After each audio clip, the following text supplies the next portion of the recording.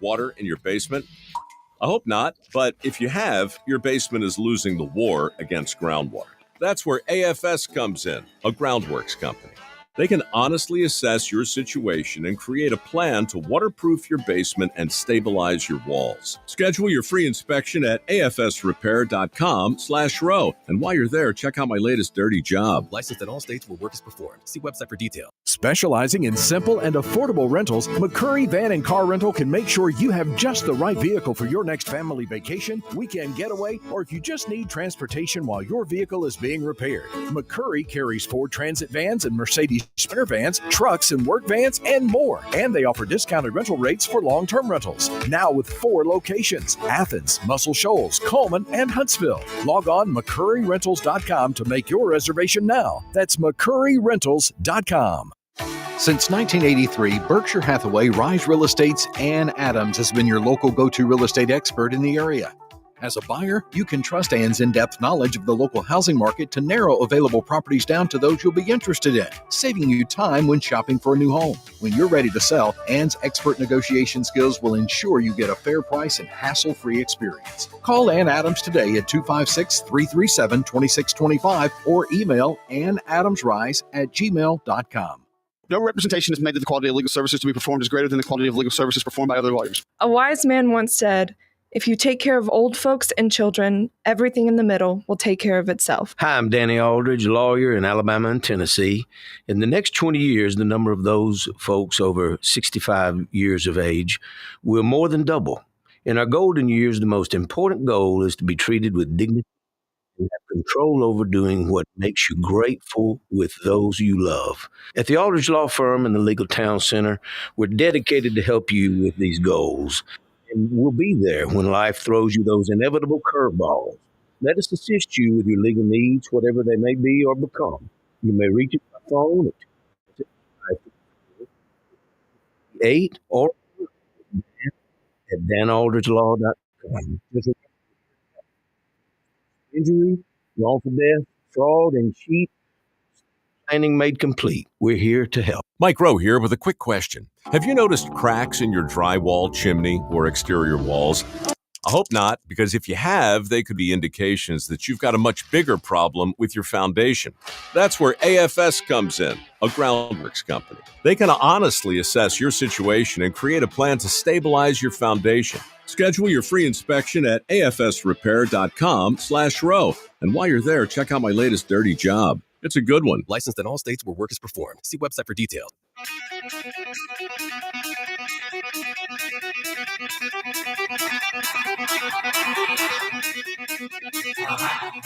Welcome to Talkin' Ball with Scott Theisen and Drew DeArmond. Call into the Neighbors Wealth Management Hotline now, 256-576-4977. That's 256-576-4977. Now, here's Scott and Drew. We are back. We are live. And we are brand new. It's Talking Ball, 97.7 ESPN, The Zone. Scott Theisen, Drew DeArmond. We're with you once again till 9 a.m. here on 97.7 ESPN, The Zone, 256-576-4977. If you would like to join the program, feel free to reach out to us on this Thursday morning. Tomorrow morning, we will be live once again from Bill Penny Toyota Service Department on a Friday to wrap up the week. A lot of stuff going on. Big thanks to Talkin Heating and Air for helping us be here in the chair to start everything on Thursday morning. And remember, if you need a little AC, need that house to get cool, give our friends at Talkin Heating and Air a call, 256-503-4490. Let their talent do some work for you. TalentHVAC.com. Give them a call. It's Talkin Heating and Air. They will be with us for SEC Football Media Days, which come your way starting on Monday morning in Atlanta, the College Football Hall of Fame. In the Omni Hotel. 2 different locations. We will be in the College Football Hall of Fame. Half of the people will be in the Omni Hotel. We're going to get you started on Monday. Greg Sankey will be up first on Monday.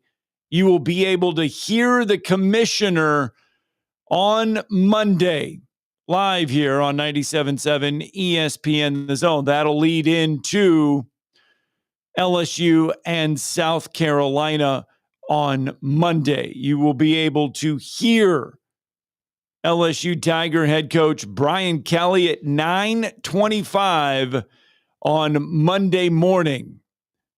Brian Kelly will be with us live, and then we will hear from the podium, we will hear Shane Beamer on Monday at 10:45.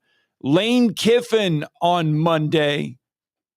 Lane Kiffin will be live on Monday at 12:30. And then Clark Lee will wrap us all up on Monday. He will come your way at 2:20 on Monday. So that is how we will get you started on Monday. Now, if you want to look ahead, to SEC Media Days, make sure you circle Wednesday morning at 8:05. Kalen DeBoer will be live on 97.7 ESPN The Zone Wednesday morning at 8:05. Right out of the gates, he will get everybody started on Wednesday. Now, Tuesday, we will hear from Hugh Freeze. Hugh Freeze will be live. I got to find it at 11:15. Hugh Freeze will be live. So that's just a little precursor to what we have coming up. See, on the schedule, I got to remember they're all listed as Eastern times. Yeah. So I got to make sure that I subtract the hour, because when we get started, all next week, we will be doing a show from 8 to 10. Yeah, we're going to be on 7 to 9 here. Yes, Monday through Thursday, and then coming back Thursday night, and just get ready. We'll have a best of on Friday. So it won't even, half the time it's not even a best of. It's interviews we haven't even heard yet. Yeah, that's true, because we record a lot of stuff. We do record, so we try to have us a show already ready to roll. Yeah, so that the show's already there. It's just stuff you've. That's a good point, because because again, these are it's really fun, but they're the longest days of the year when you're there. Especially us, we kick everything off, and so we're there, 6-something in the morning, and we don't leave until the drive's done. So, and so we run into a lot of people. What do you mean? What you mean? So we're there from the beginning to the end? Yeah, from the beginning to the end, unlike some folks. That's a novel concept. Yeah, so we are there from the beginning to the end, and we are, and it's a 4-day marathon. Yeah, and we always look forward to it. We appreciate all our great sponsors that make it possible for us to be there. We look forward to, and it's really fun being in the College Football Hall of Fame. This will be our third time, I think, doing it. The first time was a disaster because they put everybody in a closet. That wasn't even in the College Football Hall of Fame. No, we were all in the Omni, and they stuck us in a ballroom that had just 4 walls, and basically you felt like you were in a cardboard box for 4 days. Well, that's why I kept coming out and going to the main room, because I had to feel like I was going somewhere, cutting across. But the second time it was much better. We were actually in the College Football Hall of Fame on. And I think they're calling it Digital Drive now. Yes. It's always been Radio Row, but we look forward to it. And interesting, moving on up for Shane Beamer. Used to be on the last day, and now he is going to be on the first day with a lot of expectations for the South Carolina Gamecocks, Scott. LSU, South Carolina, Ole Miss, and Vanderbilt. That is day one. Like I said yesterday, right? Vanderbilt, they usually stick Vanderbilt somewhere in the middle, and they put them on the last session of the day, and half of the media has already gone home, and it's just kind of like, oh, Vanderbilt's here. Well, on Monday, you have potentially 3 teams that could potentially make the college football playoffs: LSU, South Carolina, and Ole Miss. Expectations for LSU, playoffs. Expectations for Ole Miss, I would say playoffs coming off of last year. And then South Carolina, they're the darlings right now with Lenora Sellers and just missing the playoffs last year. So expectations probably for Shane Beamer, playoffs. And then you have Vanderbilt, who is not going to be picked high in the league. Something tells me they're going to be next to last, not last, but next to last or third from the bottom. I'm pretty sure he was going to be last. And, Mississippi State will be last. We were talking to Jake Wimberly today to wrap up the show, and I think until they prove otherwise, you're going to put Vanderbilt last? No, Mississippi State. Okay, I thought you were going the other way. No, because see, this all intertwines into something that it always happens after the show yesterday. But our friends at Pro Football Focus, yes, and they do a good job. But then it sometimes, except for one guy. Well, yeah, but that's what I was going to say. Sometimes they do things that make you scratch your head. But they did a per Max Chadwick of Pro Football Focus. Right. He ranked his top 10 coaches in college football. Right. And number 1 was Kirby Smart. Agree. Number 2 is Ryan Day, who would have been fired if he hadn't have beaten the Vomits / the Vols and then gone on the national championship run. Number 3, Dabo Swinney of Clemson, does have 2 national titles in 16 and 18. Number 4, Dan Lanning, who doesn't even have I take that back. I guess he did finally win the Pac. Well, I can't call it that anymore. The Big Ten. The Big Ten. He won his first conference title in the Big Ten. And he did get to the playoffs. Marcus Freeman of 1988. He's number 5 of Notre Dame. And number 6, Steve Sarkisian. Right. Number 7, Kalen DeBoer. Right. Number 8, James Franklin, who hadn't won a big game since I don't know when. Because I don't really count the whatever. Was it Boise State that he beat in the playoff last year that had no business being rated that high? And then Brian Kelly of LSU, and then Kirk Cignetti of Schedule Strength, a.k.a. Indiana. So, and I just rightfully pointed out that Kalen DeBoer is 7-0 against Kirby Smart, Dan Lanning, Steve Sarkisian, and Brian Kelly combined. But I knew what the reception that I would get from someone. Someone did ask, what's his record against Clark Lee? But Dan Lanning has gotten to the playoffs. Yeah. Kirby Smart has gotten to the playoffs. I mean, Kalen DeBoer, yes. Hey, Kalen DeBoer has 2. He's gotten to the national championship game. At Washington, he just hasn't done it at Alabama. I mean, Brian Kelly has, been to the BCS championship game and also the 4-team playoff.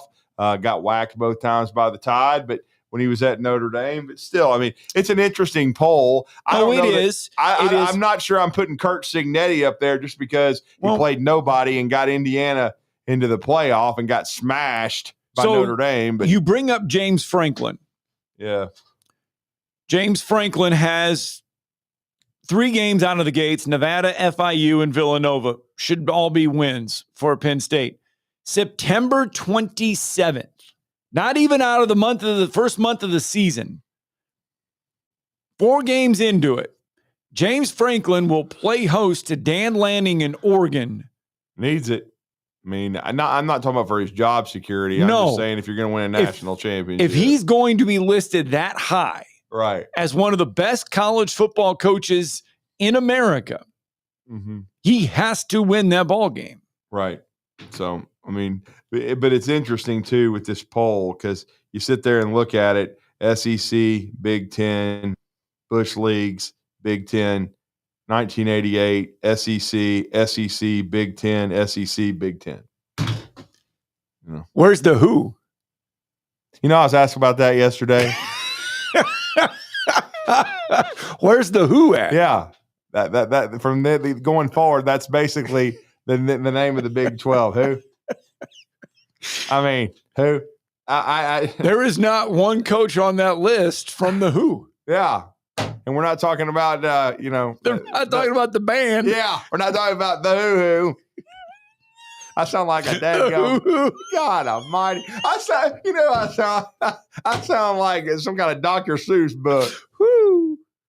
You just sound like Ric Flair, except he didn't have his coffee. But there is not one. That's an interesting point, though. There is not one coach from the Big 12, the who, and there's not one coach from the Pac-12. Well, and I will say this. I know they had a bad year last year. And a lot of that is coming off of what last year. Okay? Exactly. Mike Gundy. Because I like Kyle Winningham. I think what he's done at Utah has been great. I wouldn't be surprised if they bounce back and get to the playoff. And as you noticed, the worm is not on there. Kenny Dillingham. Yeah. You know, because when they used to get recruits at Auburn, he'd do the worm, you know, on video. And he has a college football playoff experience. He has a college football playoff appearance on his resume. He does. So he's not even on there. And I'll be honest with you, I always am in this business when I said that I didn't know besides Sam Levitt, and I remembered his name was Sam, didn't remember the Levitt. That was any of the starting quarterbacks in the Big 12. I don't even know who the hell the coach is at Boise. So let me ask you this. Now that Harsin left and went to Auburn and flopped, and then they don't have Chris Peterson. Let me ask I don't even know. Let me ask you this. Mm-hmm. They put Kurt Cignetti in there inside the top 10. Right.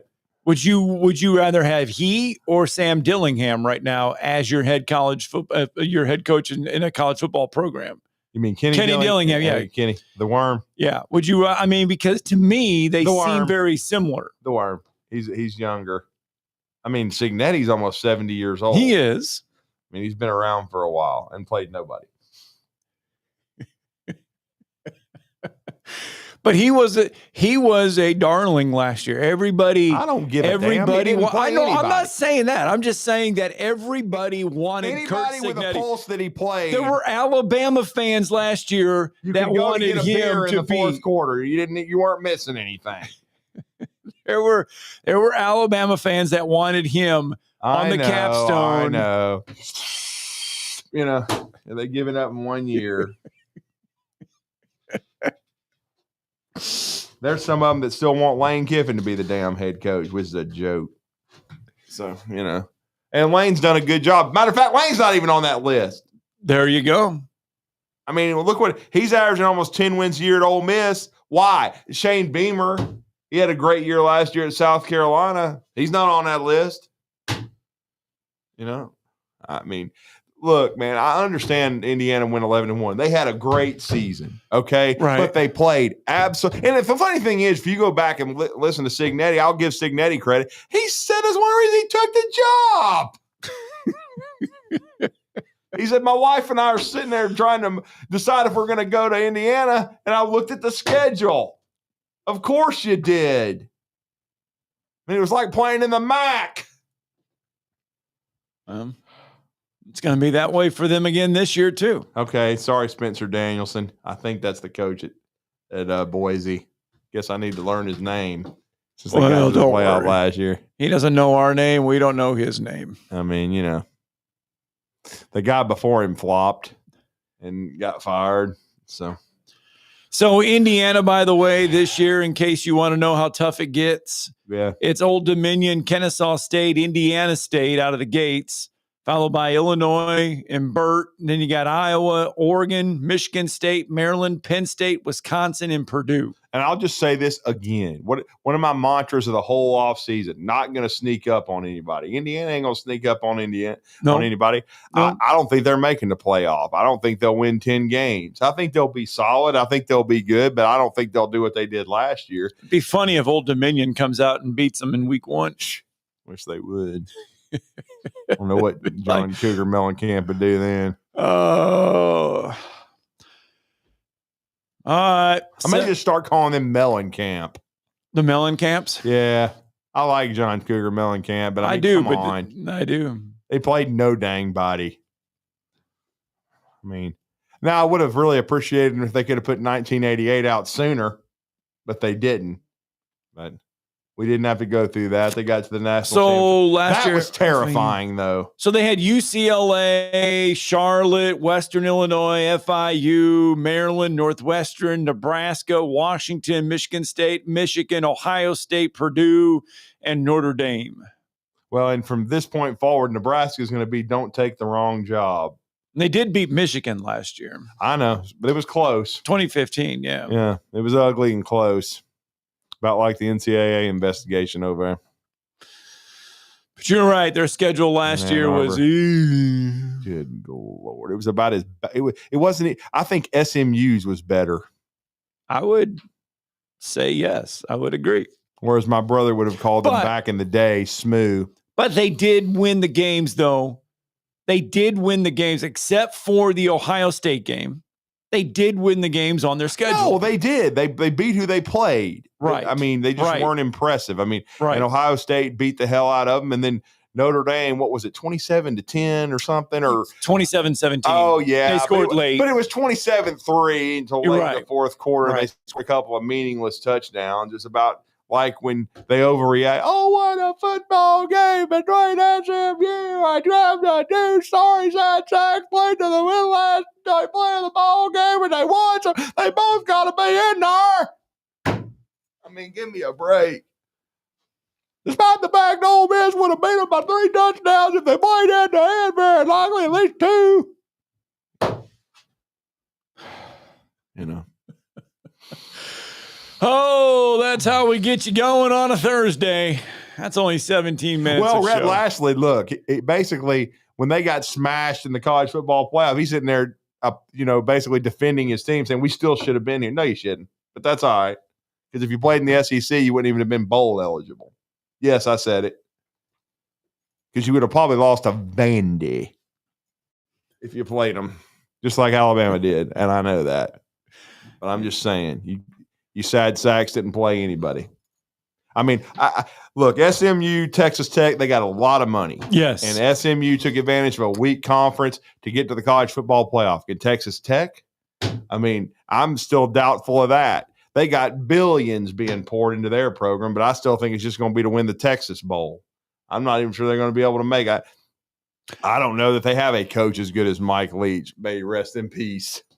Look, miss him every day. Did you look at the WHO or the Big 12? The WHO, yeah. And okay, let's get a break in. We'll ask this when we get back because it kind of goes along the lines of TCU, SMU. Didn't realize that. Yeah, let's get a break in. I did. Thank goodness. Let's get one in.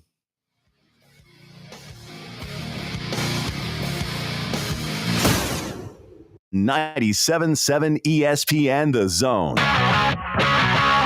Eagle Masonry Installation. It's right there in the name. Eagle is your one-stop shop for block, stone, or brickwork, monument signs, and outdoor kitchens and fireplaces. Eagle also offers the finest craftsmanship and insulation, including fiberglass or spray foam insulation, and of course, insulation removal. Philip Love and his team have years of experience, bringing the region the best in masonry and insulation services. For more information and a quote, visit insulatewitheagle.com or call 256-755-1556. Eagle saves you time. Eagle saves you money.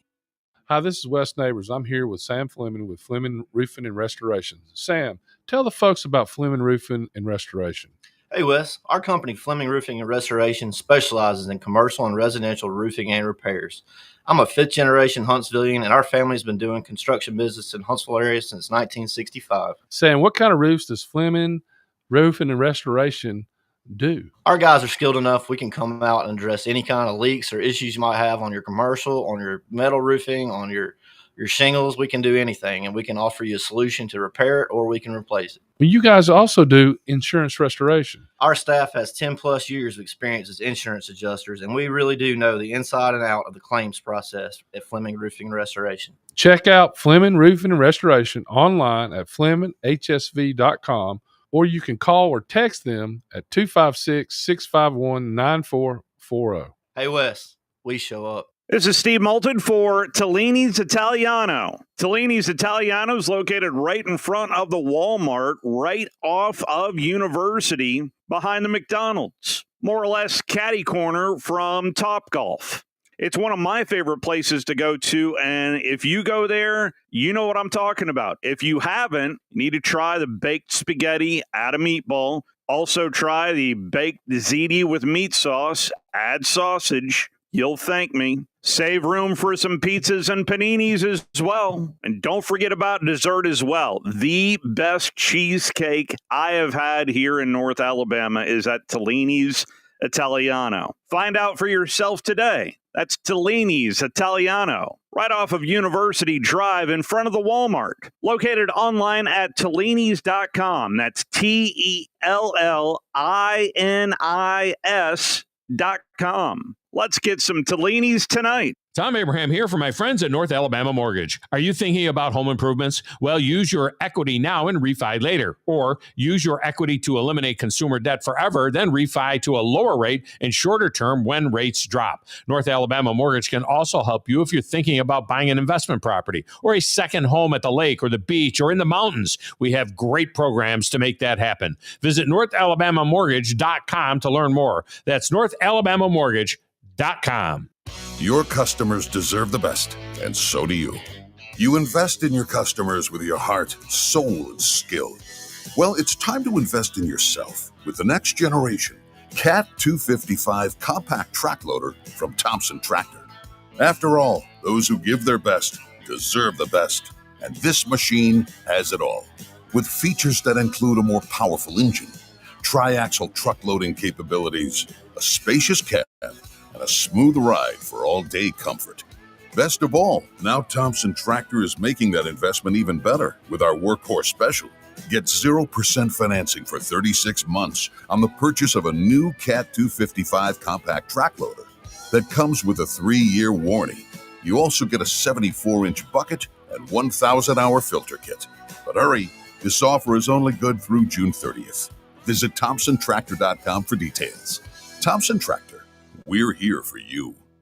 Hey there, everybody. Bob Baumhauer here, letting you know that we understand that times are tough and we truly believe value matters. So, by popular demand, we brought back our Inflation Bites menu featuring scratch-made meals that will make the whole family smile, and your wallet, too. Menu items start at just $7.99, and any entree comes with a free beverage. Try our classic tailgate burger for just $8.99, or our hearty Bam Bam chicken platter for $9.99. Baumhauer's Victory Grill. Legendary fun, legendary food. Has really come alive under Sean Payton. So,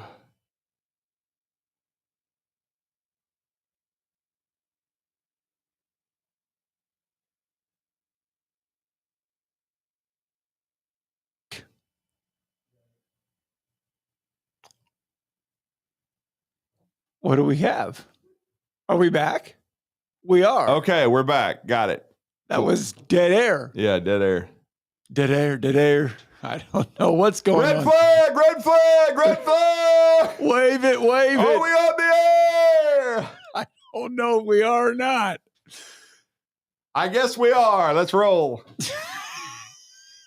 Welcome to the second segment of the show. I guess. I don't know. Hey, 44 days, 4 hours, 35 minutes, and 12 seconds away from that start of the college football season. And speaking of red flags, we did not get to touch on this yesterday because this all came out of the Who's media days. Scott Frost. This was interesting. Yeah, we just mentioned that in the first segment. Yeah. Scott Frost decided that he wanted to air his thoughts on the Nebraska situation during the Big 12 media days and said that, and I quote, he says he didn't want to leave UCF. Mm-hmm. He says he always said he would never leave unless it was someplace you could go and potentially win a national championship. Yeah. He said he got tugged in a direction to go and try to help his alma mater, didn't really want to do it. It wasn't a good move. And he says he's lucky to get back to a place where he's a lot happier. Yeah, and it's a lot different than when he left back after the 2017 season because UCF is now in the Who. Right. Frost went on to say, don't 12. take the wrong job. That's what I learned. Make sure you're working for and around good people. He threw his alma mater under the bus. He basically said his alma mater doesn't have an administration that's competent, which with the record of Nebraska football since they joined the Big Ten, you could rightfully say that is correct. So despite the fact they still have one of the best fan bases in all of college football, look at the results. And I mean, and Matt Rule, he's trying to dig out of it, but you know, it's been so results thus far. And we'll see if Dylan Raiola, who, you know, was supposed to be the best player in the country, he'll be a sophomore at Nebraska. Are they going to, and look, don't forget, they had Ohio State on the ropes last year and then couldn't finish it. So we'll see if Matt Rule can get Nebraska, where he got Baylor, and before that, Temple. I did say when he took the job that I felt like if anybody could revive Nebraska, it was Matt Rule. Right. He took a bad job too, because he took the Carolina Panthers job with a horrendous owner and just, whatever. Right. Trade Bryce Young, get him out of there. But anyway, red flag. So he in Nebraska hired him, got him back to college football, where I think he fits the best. Right. And Nebraska's got, they should have the infrastructure. Maybe it is that they haven't had the proper president and athletic director to put, the things in place. Because I have been surprised. Now, I will say, wasn't Trev Albert his AD when he was he there? left his alma mater. Think about that. Trev Alberts was the AD. He leaves to go to Texas A&M. And then Scott Frost gets fired at Nebraska. They're both Nebraska guys, two of the greats. And they couldn't get Nebraska where it needed to be. And so, to me, those were two giant red flags, especially the fact that Trev Alberts left Nebraska. You would think that would be his destination job. Yes. But he leaves Nebraska to go to Texas A&M. That's very eyebrow raising. And again, I've said this before. I know Dr. Tom Osborne is a legend. He was the AD. He was the head football coach, won national championships. He built on what Bob Devaney, his mentor, did at Nebraska. But think about it. I mean, I still say they never should have left the who. They never should have left the Big 12, which was the Big 8. I think it really hurt them traditionally. Right. They lost their rivalry with Oklahoma. They lost a little bit of their identity. They lost their identity. Do they fit the profile of the Big Ten? Yeah, but they've never been able to find any traction. And to be honest, with their tradition and fan base, right, they should be one of the top 4 or 5 football programs in that league. I've never understood why they couldn't gain any traction, but I think, even though their fans are still very passionate, that it really hurt their program. And of course, they finally decided to get away from their option roots. Right. Oklahoma had to do it as well, but it took a couple coaches until they got Bob Stoops to figure it out. And Nebraska, maybe Matt Rule's that guy. We don't know. Is Nebraska similar to Alabama pre-Nick Saban? You could say that. It's just taken even longer. Where they're still like thinking they're there. But this is like, Scott, think about it. I mean, you could look it up. I don't have it in front of me, but look, when they fired Frank Solich, right, who became the greatest coach in the history of Ohio Bobcats football, which I think is the alma mater of our good friend Bill Bender. Once they fired Frank, who was the handpicked successor to Tom Osborne, they've never recovered. They've never been a championship level program. I mean, that's got to be close to 20 years ago that they fired Solich. I was thinking it was in the early 2000s, when they let him go. But I haven't gone back and studied it, to be honest. But I can just say, to me, that was the point of no return, right, so to speak. I'm looking here to see what. Normally I can come right in here and find it, because so Bo Pelini was there from 08 to 10. Solich was there from 99 to 2001. 2003. He was fired in November, late November 2003. He was let go. And so that's what I'm saying. It's been 22 years ago. I thought it was in the early 2000s, around the time Mike Shula came into Tuscaloosa, about 4 years before Nick Saban came to town. That's when Nebraska got off the track, and they haven't been able to find the right fit since.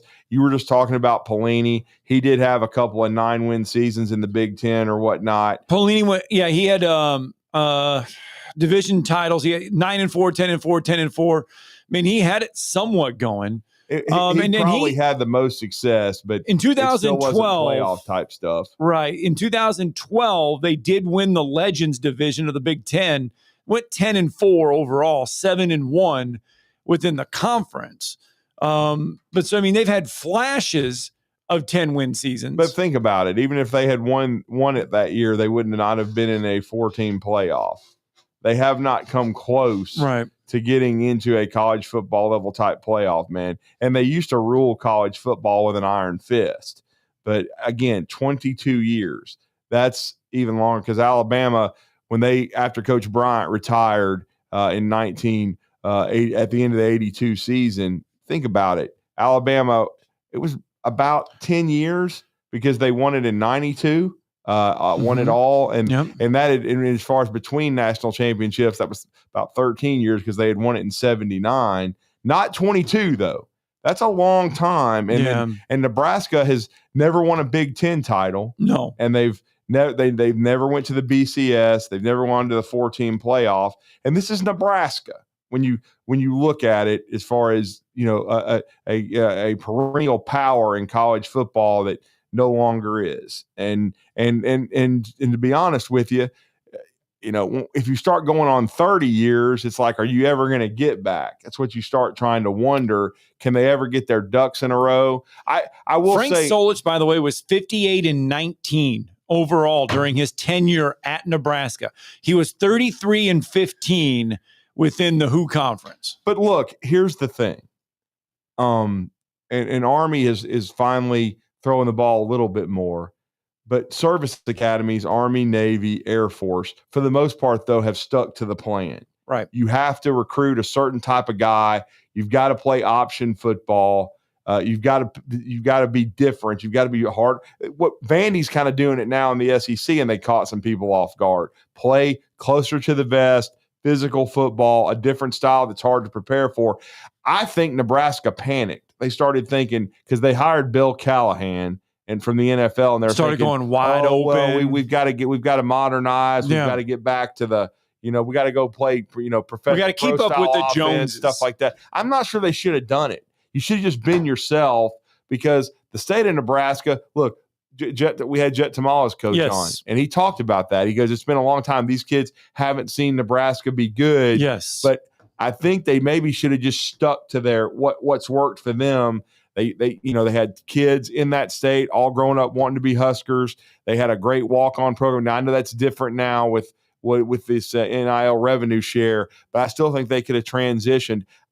I think they would have had success and probably made a playoff or two at least if they had stuck to the way they played football, which was the option style of game. I still think it would work today. Things all come. Really? Look, Vanderbilt, won a bowl game in the SEC. I think it would have been a pain in the ass for Big Ten schools for them to stick to their plan and continue to do it. Is Georgia Tech's the last Power 4 program really to? Georgia Tech played a similar style last year. Yeah. They were hard to prepare for. And look, they upset people. Okay. They beat the Miamis of the world playing a different style of football, playing closer to the vest. And I'm not saying that, they could have tweaked it. Nebraska could have, because, Georgia Tech still threw the ball last year. Eric Singleton had a good enough year to go in the portal and go to Auburn. But I'm just saying, I don't know that they should have fully transitioned away from option style football because, again, that's a unique state where you are and the way you have to recruit and the kind of kid you have to recruit. And I think Nebraska got away from what made them good. And I think it was a panic move. Now, Oklahoma, again, Bob Stoops finally figured it out. But, OU, and I'll give OU credit, though. They did make the jump and get out of the WHO and go to the Bush, out of the Bush leagues and get to the SEC, which is going to benefit them. Nebraska thought they were, and they were making a crap ton of money in the Big Ten. Right. But I just think stylistically does not quite fit what that program was built on: physicality, the running game, and then option football. They got too far away from it, and I think it's really hurt them. Mike Riley was there from 15 to 17. Horrendous. Bill Callahan and Mike Riley were bad. Mike Riley, remember, was on Alabama's short list for vacancies every time, for one reason, because he played for Coach Bryant. Yeah. That was it. He ain't got the resume. No, but he was on the short list, though. He was always on the short list. I got to get a break in. Turned it down from what I heard. 256-576. Spot. Mike Price or Mike Riley? F. Got to get a break in Talking Ball.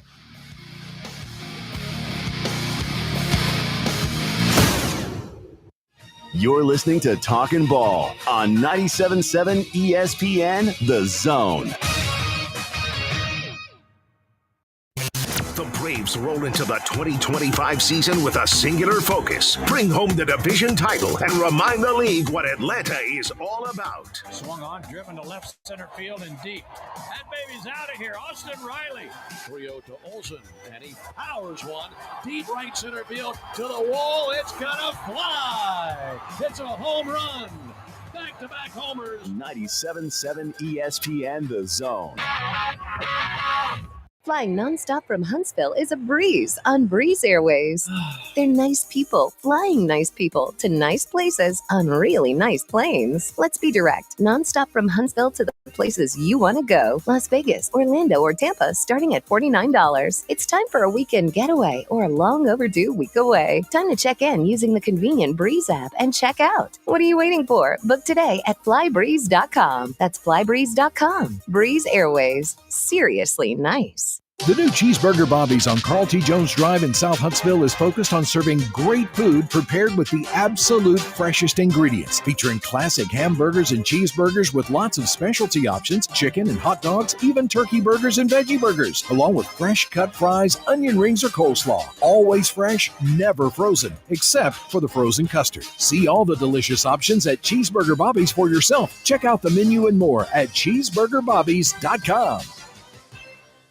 You've got to experience Toyotathon at Bill Penny Toyota. They've got the selection with over 700 new Toyotas to choose from. And they've got the extras with Bill Penny perks and a 10-year unlimited warranty. So get on over to Bill Penny Toyota today and experience Toyotathon. Bill Penny Toyota in Huntsville and online at BillPennyToyota.com. Bill Penny's Toyota 10-year unlimited warranty is valid through the 10th year of ownership. Valid on new vehicles only. See dealer for details. Mike Rowe here with a quick question. Have you noticed a musty smell in your home? I hope not, because damp smells mean that you could have a crawl space problem. That's where AFS comes in, a groundworks company. They can honestly assess your situation and create a plan to waterproof your crawl space and get to the root cause of the problem. Schedule your free inspection at afsrepair.com/row. And while you're there, check out my latest dirty job.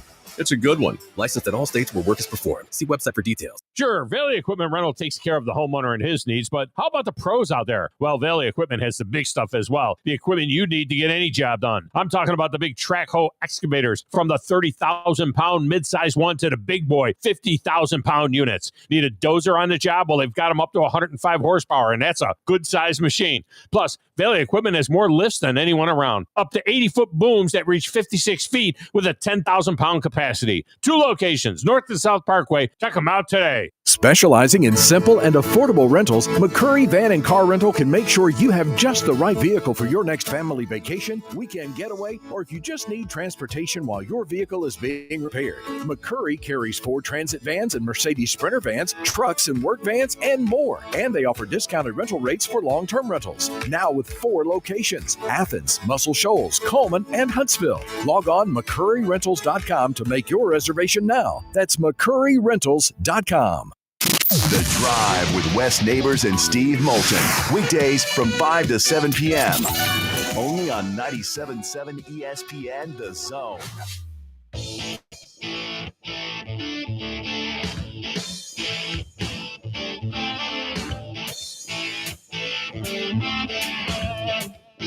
All right, 7:41. Thursday morning show, Talking Ball 97.7 ESPN The Zone. Scott Tyson, Drew DeArmond. Welcome back into the program.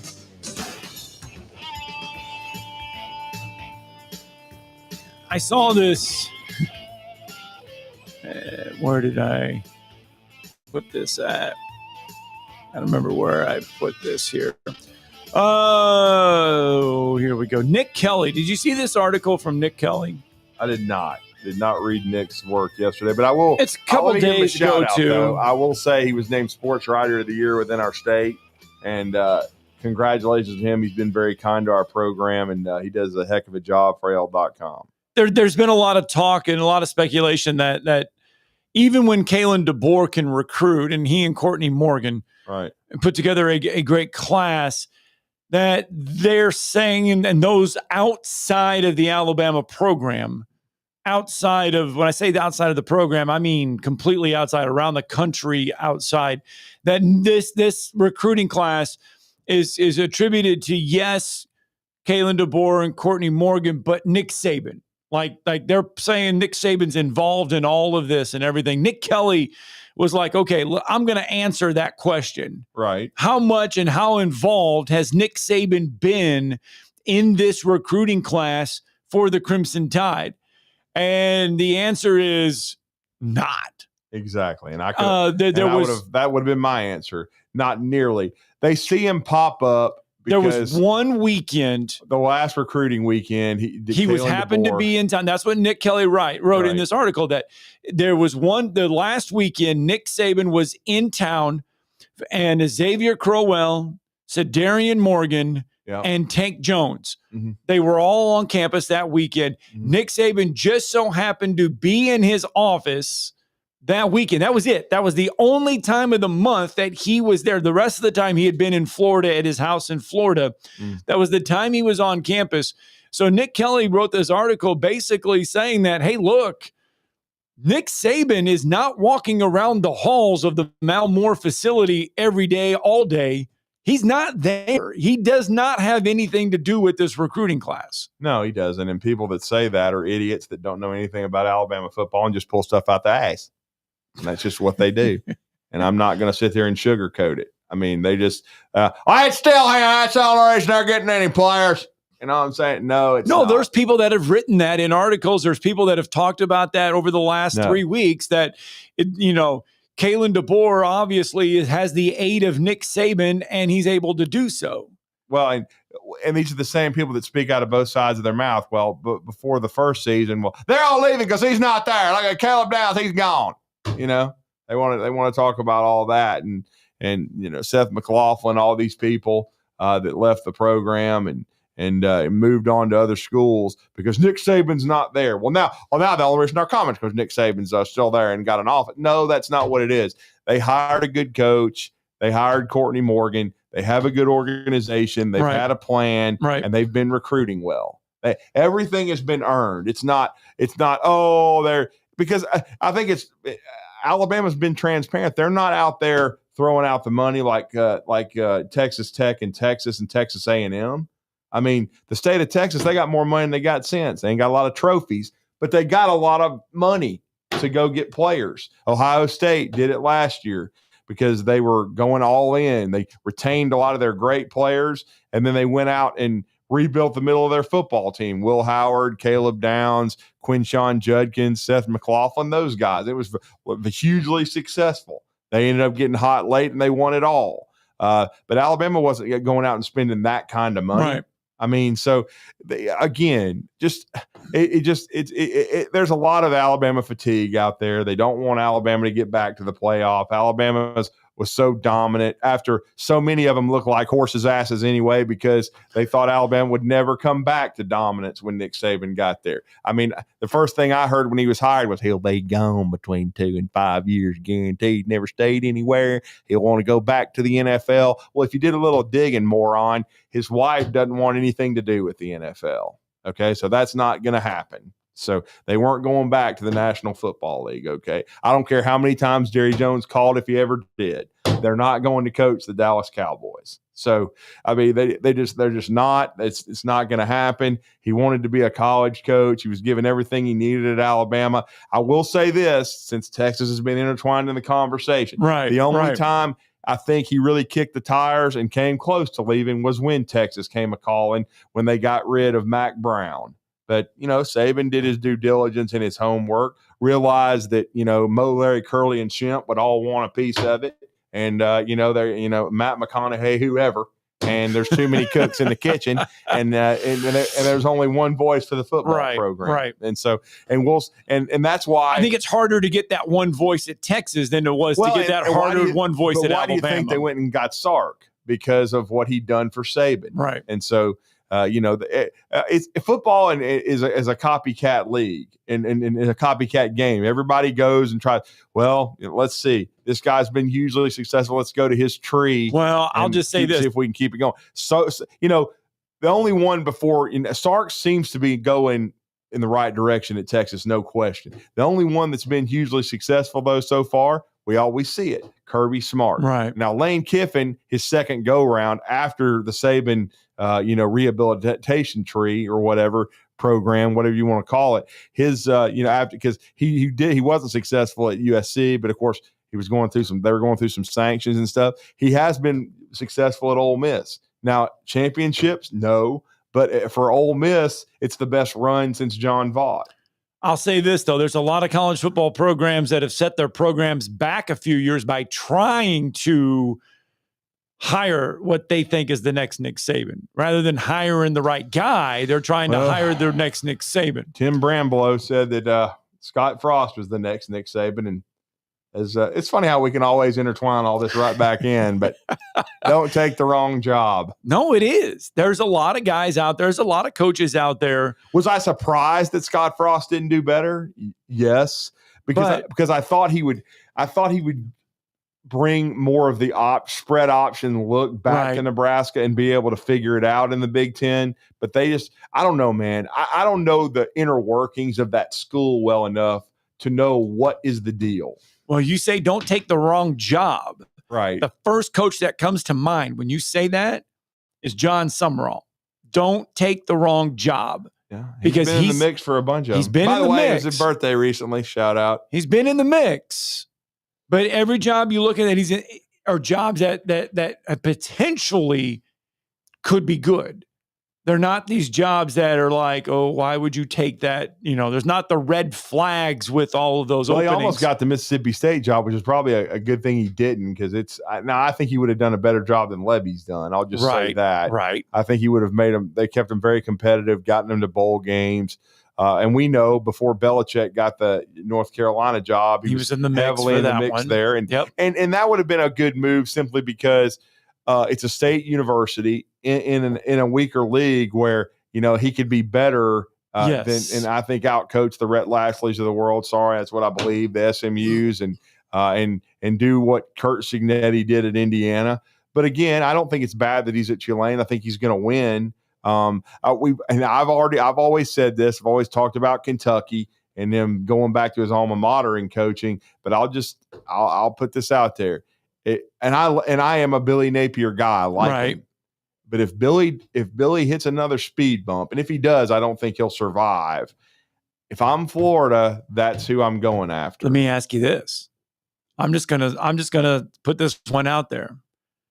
There is a lot of heat, and we got some AJ McCarron sound about it as well. Yeah, there's a lot of heat with Hugh Freeze. Auburn's a really good job. Let's say it's a big bump for Hugh Freeze. I mean, he's an Alabama native as far as state of Alabama. That would be John very Summerall, Tulane. I don't know. I mean, I would say this with the infrastructure, but John he'd have so many people behind him at Kentucky. The only thing is at Auburn, he knows the state of Alabama very, very well. Do I think he could win big at Auburn? Of course, because they have passion, they have infrastructure. He spent the time at Troy. That might help. Yeah, and again, that's what I'm saying. Alabama native already won at Troy, but do you think that you're going to get everybody totally behind you at Auburn? If you do, you could win big. But I mean, John's next move is going to be very interesting because, again, if his time finally runs short, certainly he'd be the number one guy at Kentucky. And bottom could fall out there too this year. Yeah. So, and I think the fan base at UK is very passionate, and they have an underrated football fan base.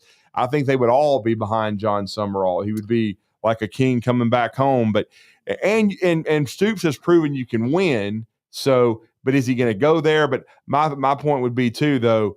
Look at Florida, the recruiting landscape, the recruiting base you could have. Right. But I will say this: if John Summerall was close to going to Mississippi State or even North Carolina, certainly I would still say, if you had to ask me, I did say that I think Florida would be a great fit for him. But as far as and sometimes people say don't go home again. But Kentucky, to me, if you had to give me a percentage, if some of these jobs opened, Kentucky's I would still say Kentucky's the highest. Yep. Probability of him going. I got to get a break in. We'll wrap up hour one with some phone calls coming up next.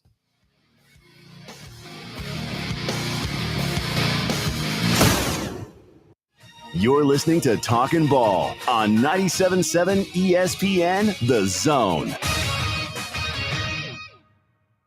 Your Fox 54 weather brought to you by Tellini's Italiano.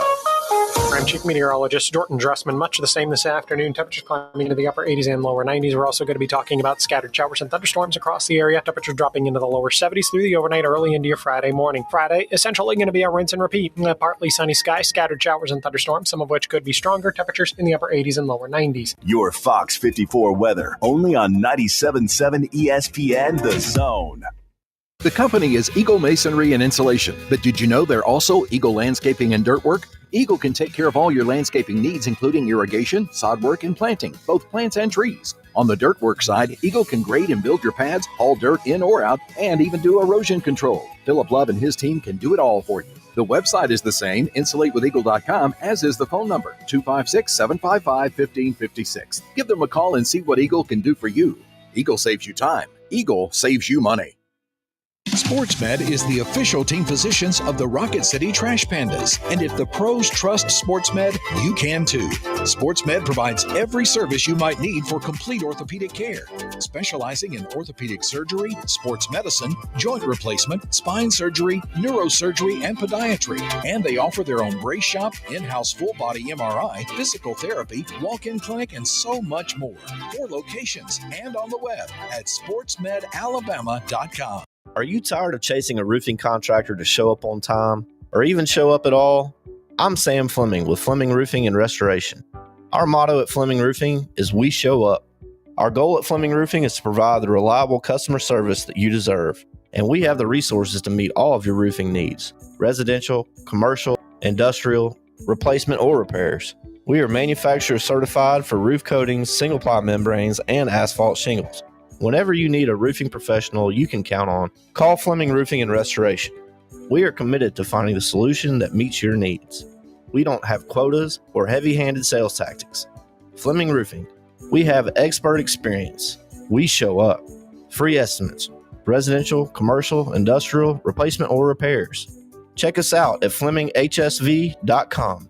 FlemingHSV.com. When you need a quick response, it's Fleming Roofing and Restoration. We show up. The Blitz with Joe Hunk and John Abraham. Weekday morning starting at 9 a.m. on 97.7 ESPN, The Zone.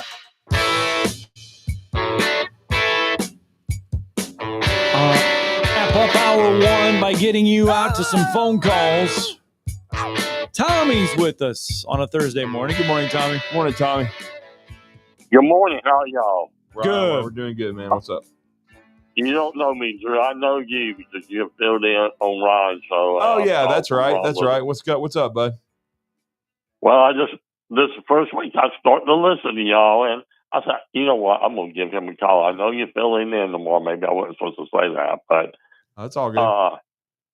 Yeah, I mean, I just want to give you a heads up, and so far I've enjoyed your show. Thank you. And appreciate it. Forgive me for forgetting the other guy's name. I haven't learned it yet. I'm old. I'm 64, so bear with me, sir. I mean, I like what I've heard, and the Tulane coach would be an excellent choice at Kentucky because he background there, and Kentucky very patient with football coaches. If he went somewhere like what? Yeah, that's a good point. If they went somewhere like went to Auburn or Florida, they demand a turnaround in 2 years. Mm-hmm. Right. I mean, it just, I think because they gave Mark Stoops, my Lord. He's making $9 million. I mean, so they're certainly paying coaches as well. Right. But see, now then, and Drew brought up a good point during the commercial break too. It's okay. So you go to Kentucky. Kentucky would be happy with a program that consistently wins 8 games, 9 games, gets to a bowl game. And contends for the playoff. And contends. But do you want to go to a place where the expectations are to make the playoffs every year versus just win 8 or 9 games? Well, see, if he goes to Auburn, he's going to have the pressure because Auburn hates Alabama. Then he's going to have the other pressure. He got to beat Kirby. Right. He got 2 thorns in his side. When he goes to Kentucky, only thing he got is if he can beat Tennessee once, or Louisville once or twice in a 5-year period, they're very happy up there. Oh, that's true. I mean, that's them. I mean, true. That's how I say it. Mm-hmm. Y'all can correct me if you want to. I mean, that's a good point, Tommy. Yeah. Well, guys, I'm enjoying listening to y'all. I'm going to listen to you more. I really appreciate you taking my call. I'll talk to you tomorrow, probably on Ron Fowler Show. Yes, sir. Thanks, Tommy. Yeah. So all right, y'all have a great week. All right, bye-bye. Yes, sir. So you wonder if coaches really think about that when they sit down there, and I guarantee you they say the pros and cons of taking every job. So if you looked at taking a Kentucky job over an Auburn job, yeah, pros and cons. I mean, the pros would be the fact that if you go to Kentucky and you could potentially win 8 or 9 games the first couple years, they're going to love you there. And if you can somehow find yourself in the mix for a playoff conversation, maybe once every couple of years, they're going to be fine with that. Mm-hmm. Whereas at Auburn, the expectations are we want to get to the playoffs every year, but they haven't even won 10 games in a while. And then Tommy brought up a great point. Of course, you have to beat Alabama, but you also have to figure Georgia out too. True. And I mean, at least be competitive with them. Not beat them every year, but you're going to have to beat them to win championships. And they have not been competitive with Georgia in the last few years. Yeah. Since really 2017, and they split with them. All right. Well, that's hour 1. We've put 60 minutes of work in the book. We're going to talk Ty Simpson Manning Passing Academy coming up next.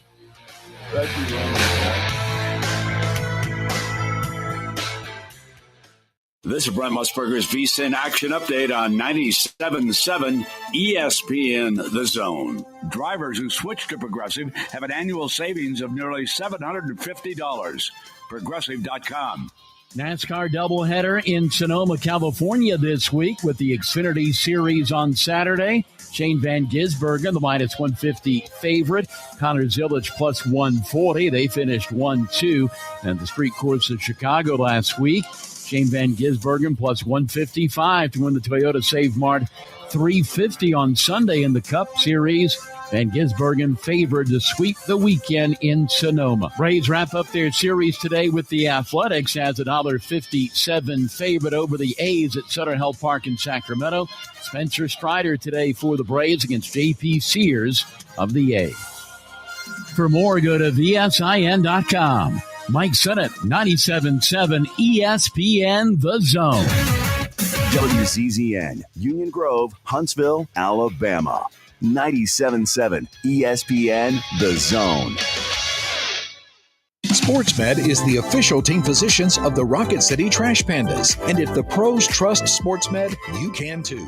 SportsMed provides every service you might need for complete orthopedic care, specializing in orthopedic surgery, sports medicine, joint replacement, spine surgery, neurosurgery, and podiatry. And they offer their own brace shop, in-house full-body MRI, physical therapy, walk-in clinic, and so much more. 4 locations and on the web at sportsmedalabama.com. This hour brought to you by SportsMed Orthopedic and Spine Center. Online at sportsmedalabama.com.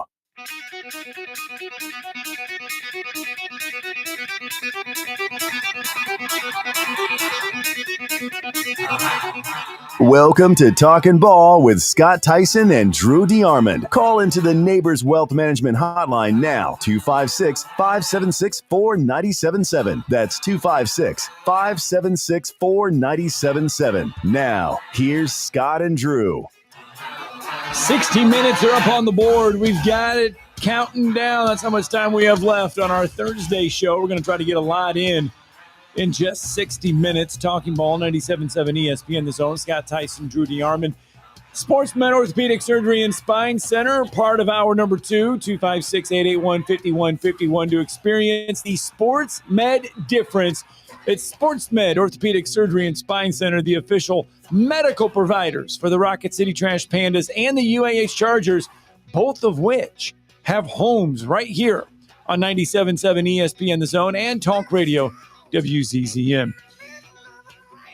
Manning Passing Academy. We've talked a lot about it over the past 5-6 years because that's right. It is once you know you're in the middle of summer, not in the middle of summer, but you're in that summertime frame when you have the Manning Passing Academy. And for years, there were several trainers from here in Huntsville that would go down there and help with the Manning Passing Academy camps for the high school kids and the college kids and all that kind of stuff. But the cream of the crop, the prime lights of the shows are when the college quarterbacks come down there and they start putting on throwing exhibitions and throwing stuff and they start doing some interviews. Yeah, they do. And one of my favorite people, he's now with us on the Neighbors Wealth Management Hotline. Unfortunately, we won't see him on Radio Row or Digital Drive next week, but I'm certainly looking forward to kicking off the week on his show. They do his daily radio show on from 11 to 1 on ESPN Southwest Louisiana. They have a great radio show. I was on there last year, and when we went to the great state of Texas, it was an honor to be on Radio Row with him. But he was able to be at the Manning Passing Academy, get some reaction from a lot of what's going to be the best college quarterbacks in the country. We're going to talk about that. We're going to get some of his thoughts on LSU and the SEC, and of course the Alabama Crimson Tide. And of course, I'm talking about my great friend. They call him RP3. But Raymond Partsch III has been kind enough to join us on the Neighbors Wealth Management Hotline. Brother, how's it going, man? How you doing today? You with Drew and Scott in Huntsville. Well, appreciate you guys having me on. And yeah, man, it's we talk about it. You guys have been in sports talk long enough, and everyone goes, well, we got nothing to talk about during the summer. And I go, that really only lasts 1 week. Yeah. And then media days begins, and then it's training camp and NFL, and then all of a sudden the season's here. So yeah, it's gearing up, man. It's gearing up for what I think is going to be a fascinating season. A lot of the national folks already have one particular team from the SEC winning the national championship and having their quarterback win the Heisman, but I don't think it's going to be that easy. And I think it's going to be a fascinating year in the SEC. Is the SEC as of right now? Is it wide open? I mean, I know everybody wants to pencil Texas in there, but to me, that's a soft pencil. I mean, I don't know. I think there's a lot of question marks with Texas. I think there's a lot of question marks with every team in the SEC, and that's why I think it's open. Look, I watched Arch Manning in high school a few times. Yeah. He's immensely talented. Okay, so let me be clear, because a lot of times I get pushback on my own radio show about that. Why are you talking bad about Arch Manning? I'm like, I'm not talking bad about Arch Manning. It's just we've never seen him play a whole season of college football, have we? Right? No. So, and I know Steve Spurrier, loves to troll the Mannings and has done that his entire life. Yeah, we've heard. There's a little truth in jest there, right? Where we're already giving him the Heisman and they're already winning the national title. And there's something to the point of, well, he wasn't good enough to beat out a 7th round draft pick in Quinn Ewers, right? And Quinn was very up and down at Texas. Now, is that because Sark respected the older guy and the veteran guy, or did the Mannings get involved and say, look, if you don't think Arch is ready, then he shouldn't be out there, or whatever it might be? But we have no idea if Arch Manning can be a starting quarterback in the SEC for a full season. Look, I would go Garrett Nussmeier, because I saw Garrett play last year, and he's a coach's son, and he waited his turn, and he played really well last year for LSU. And no one's talking about Sellers at South Carolina. Look, both of those guys I have more confidence in because I've seen it. And that's not to say that Arch won't set the world on fire and become the greatest quarterback in Texas Longhorn history, okay? But we haven't seen it yet. And every team in the SEC has question marks, whether it's about defense or whether it's about new coaching or whether it's about, handling the expectations now that have been raised for some of these programs? Can South Carolina handle the expectations that are being put on them? What about, is Brian Kelly finally going to break through at LSU? It's year number 4. That's true. And he still hasn't, made a playoff. Obviously all the pressure there for Kalen DeBoer at Alabama. Can Hugh Freeze actually prove that he can still coach? Is Auburn going to continue being a dumpster fire? I can point to every program in the mighty SEC and go, there's question marks, there's question marks, there's question marks. And I think it's wide open. And everyone has just conveniently forgotten about the Georgia Bulldogs. Like, I just go, Kirby comes from Saban, and that just feels like the type of disrespect and ignoring us rat poison that Kirby's going to use to his advantage. Because last time I checked, Georgia is still Georgia, right? So I just, everyone wants to go to the new thing, right? Everyone wants to jump on that new thing, and it's Texas.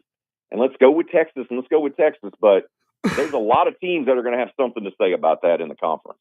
No question about it. And then you got Brent Venables too. This is a big year for him going into year 4 because he had a bad first year, good second with Dylan Gabriel. They let Dylan go. The Jackson Arnold situation didn't work. And I know you had a chance to speak to the QB1. We talked to Brandon Drum of OU Insider yesterday. He was very high.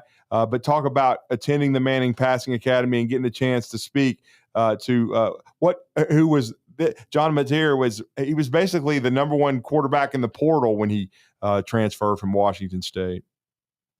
First of all, when you walk up to meet him, he's built like a linebacker. Okay, he's 6'1", 225 pounds, and he is all of that. Okay, he is a big kid. And I went up to him and I was like, "This guy's the quarterback." I was like, "Oh, geez." And I'm like, "So you're to your point, he put up really good numbers at Wazoo last year. Over 3,000 yards passing, nearly 30 passing touchdowns. He had over 800 yards rushing and 15 rushing touchdowns. So he's a big, big dual threat quarterback, right? And he's originally a Texas kid, came from the state of Texas, waited his turn for a couple years, had a breakout year. The thing about John is that people aren't really talking about is that they went and got his offensive coordinator from Wazoo as well. Mm-hmm. Oh, wow. So, yes, they did. So you're right. This is not him having to learn a new system, right? So I think that's been an under the radar thing. Do I think there's a lot of pressure on Venables? Yes. Especially with the OU director of athletics retiring, right? So there's going to be even extra pressure there but John is a big kid. He's 21. He's a bit of an older guy.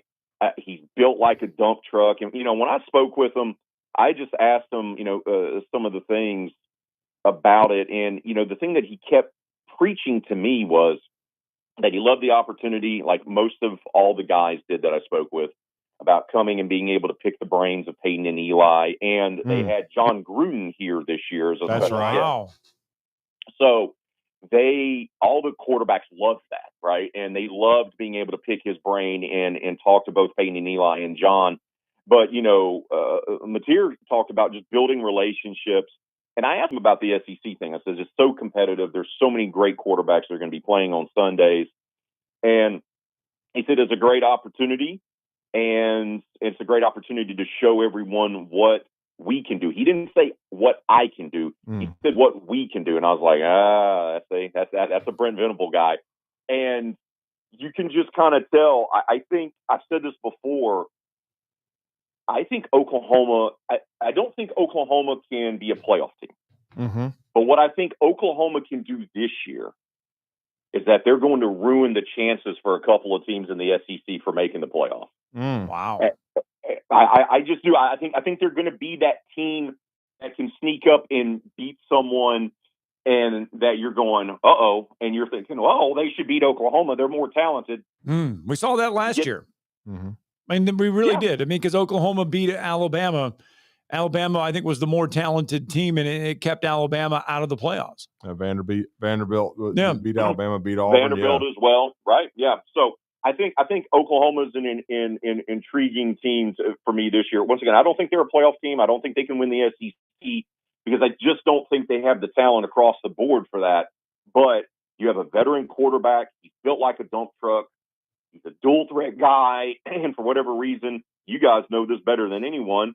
Dual threat quarterbacks that can run the football, tend to give SEC defenses absolute monster headaches. Yeah, and because pardon me, Raymond. What I was going to say though is, and because he was at Wazoo last year, didn't even really have a conference he was competing in. Nobody's seen a ton of tape of him unless you really study him. So he was often on the West Coast playing late at night, and he's still kind of an unknown because he hasn't played against SEC competition. And we know this too. The mindset is, oh, well, if you're bad last year, you're going to be bad again this year, right? As a program. Mm-hmm. And in this new era of NIL and the transfer portal, you can turn your fortunes around and become a competitive team, become a team that can win 8 or 9 games with a couple of guys out of the transfer portal, and that's exactly what Venables did. So it's just a team to kind of keep an eye on, in my opinion. Mm-hmm. And then I wanted to ask you too, but you got a chance to speak to Ty Simpson.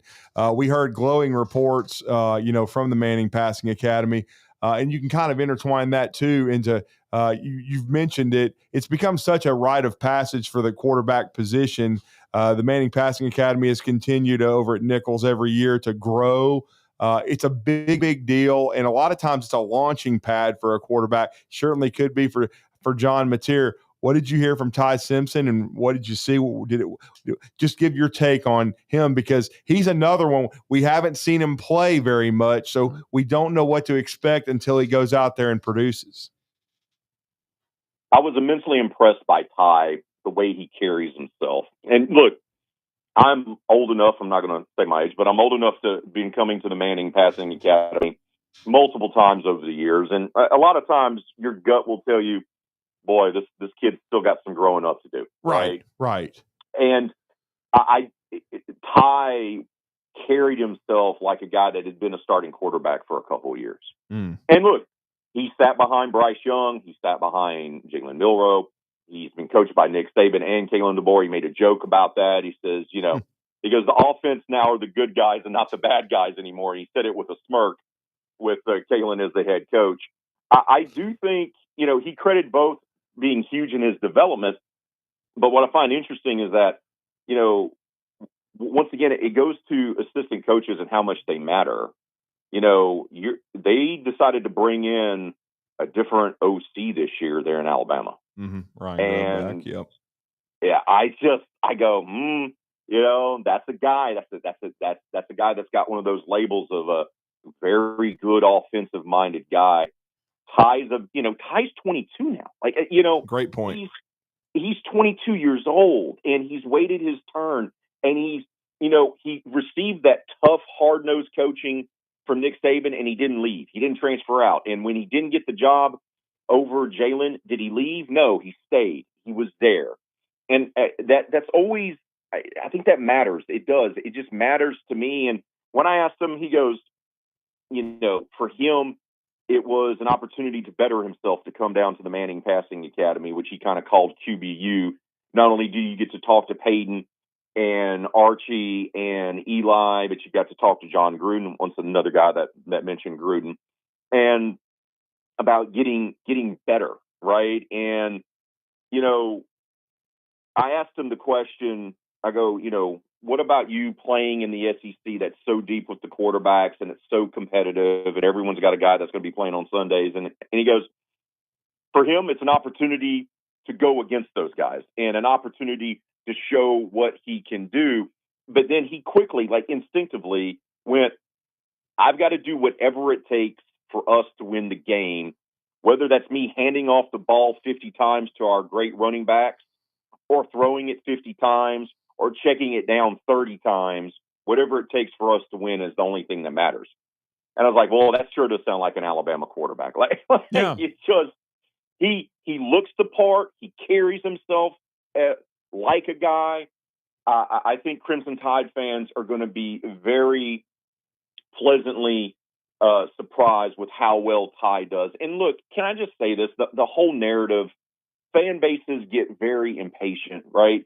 Because it always goes to, well, you've been in the system that long, that must mean you're not very good because you didn't win the starting job, right? Well,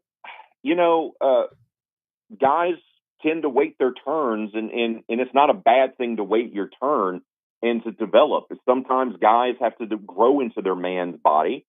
Sometimes they have to put on muscle. Sometimes they have to, be better. And you look at the SEC, you got a lot of guys that waited their turn. Garrett Nussmeier, Arch Manning's now waited his turn, right? Yes, good point. Ty Simpson's waited his turn.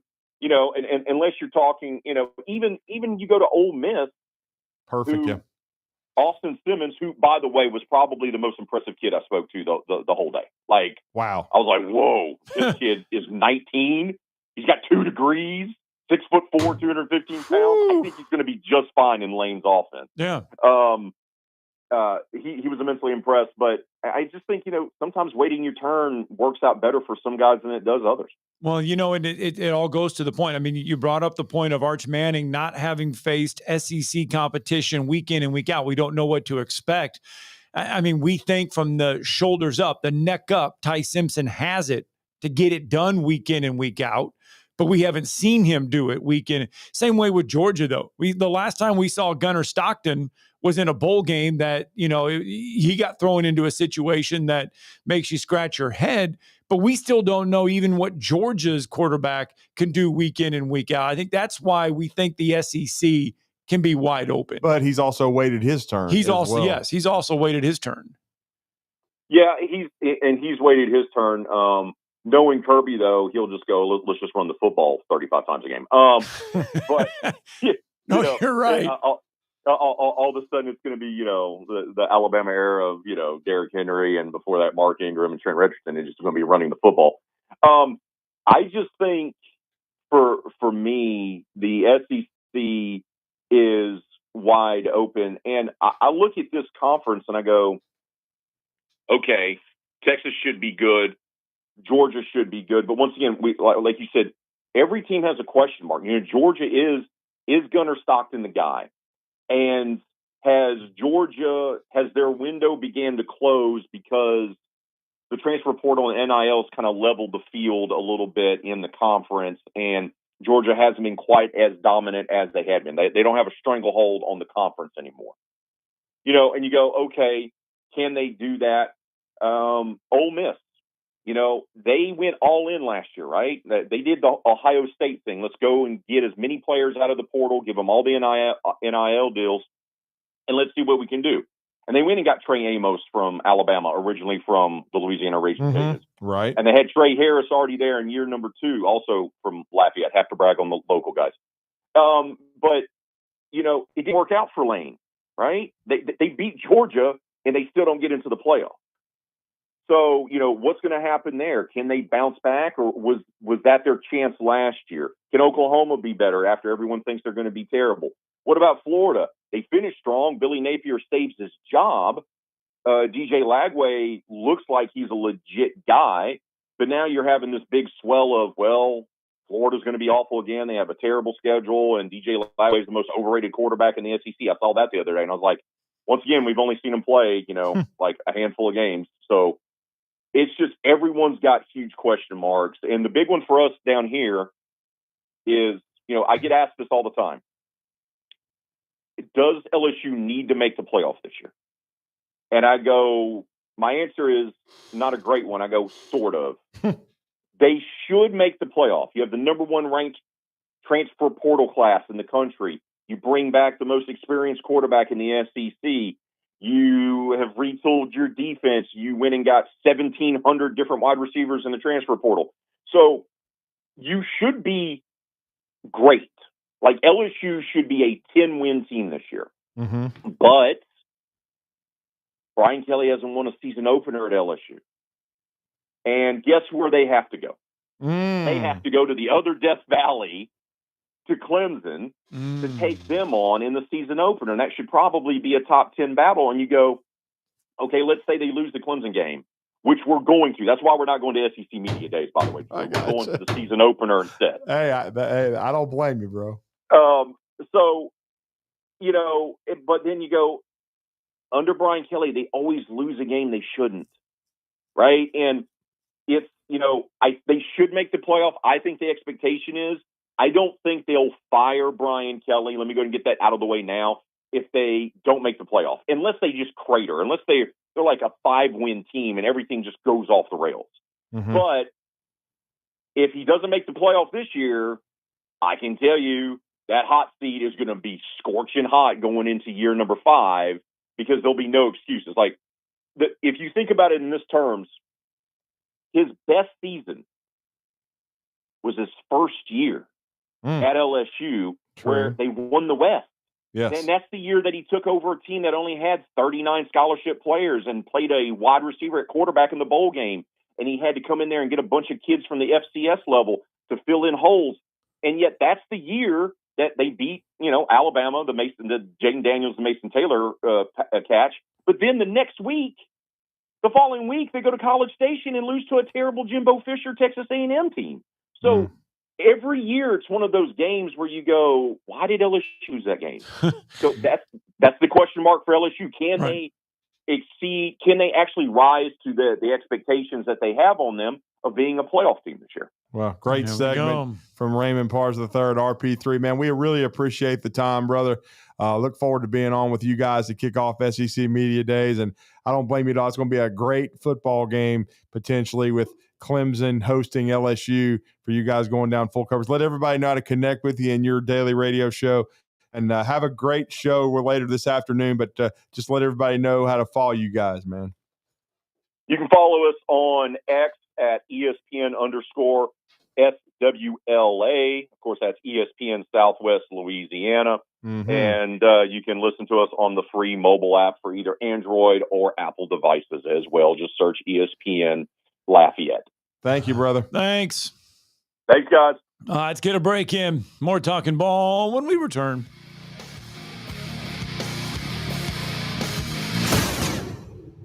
You're listening to Talkin' Ball on 97.7 ESPN, The Zone. The Braves roll into the 2025 season with a singular focus. Bring home the division title and remind the league what Atlanta is all about. Swung on, driven to left center field and deep. That baby's out of here. Austin Riley. 3-0 to Olsen. And he powers one. Deep right center field to the wall. It's gonna fly. It's a home run. Back-to-back homers. 97.7 ESPN, The Zone. Tom Abraham here for my friends at Your Home Window Company. When it comes to replacement windows, exterior doors, or new window screens, Your Home Window is the answer anywhere in Huntsville, Athens, Decatur, or Hartselle. Your Home Window windows and doors are made here in the USA and come with a lifetime warranty. When replacing those old windows or doors, Your Home Window has the solution for you. In-home estimates are always free and financing is available. Learn more at yourhomewindow.com and see clearly with Your Home Window. Visit yourhomewindow.com to make an appointment today. John Abraham here for Bobcat of Huntsville. Right now till the end of June, you can get 0% financing on the world-famous line of Bobcat skid steers, excavators, mowers, and tractors. Need attachments? They got them. And did I mention 0% as in nada? No financing charge for 48 months. It's like free money. Visit the brand new Bobcat of Huntsville in their tremendous new facilities on Highway 20 in Madison, right next to Redstone Harley-Davidson. By now, you know about Eagle Masonry and Insulation, and maybe you know that Eagle also does landscaping and dirt work. But how about after paint work? Shower doors, shelving, and mirrors, all taken care of by Eagle, the same Eagle that takes care of all your masonry, insulation, and landscaping needs. Eagle brings the same level of expertise to all these disciplines, and they're ready to provide you with a free quote. The website is the same, insulatewitheagle.com, as is the phone number, 256-755-1556. Give them a call and see what Eagle can do for you. Eagle saves you time. Eagle saves you money. You've got to experience Toyotathon at Bill Penny Toyota. They've got the selection with over 700 new Toyotas to choose from. And they've got the extras with Bill Penny perks and a 10-year unlimited warranty. So get on over to Bill Penny Toyota today and experience Toyotathon. Bill Penny Toyota in Huntsville and online at BillPennyToyota.com. Bill Penny's Toyota 10-year unlimited warranty is valid through the 10th year of ownership. Valid on new vehicles only. See dealer for details. The Atlanta Braves. 2 balls, 2 strikes. Here it comes. Line shot. Left field. Around third base. Albies. Here's the throw from Lux. Not in time. Braves win as the rookie He walked it off in 11 innings. All season long on 97.7 ESPN The Zone.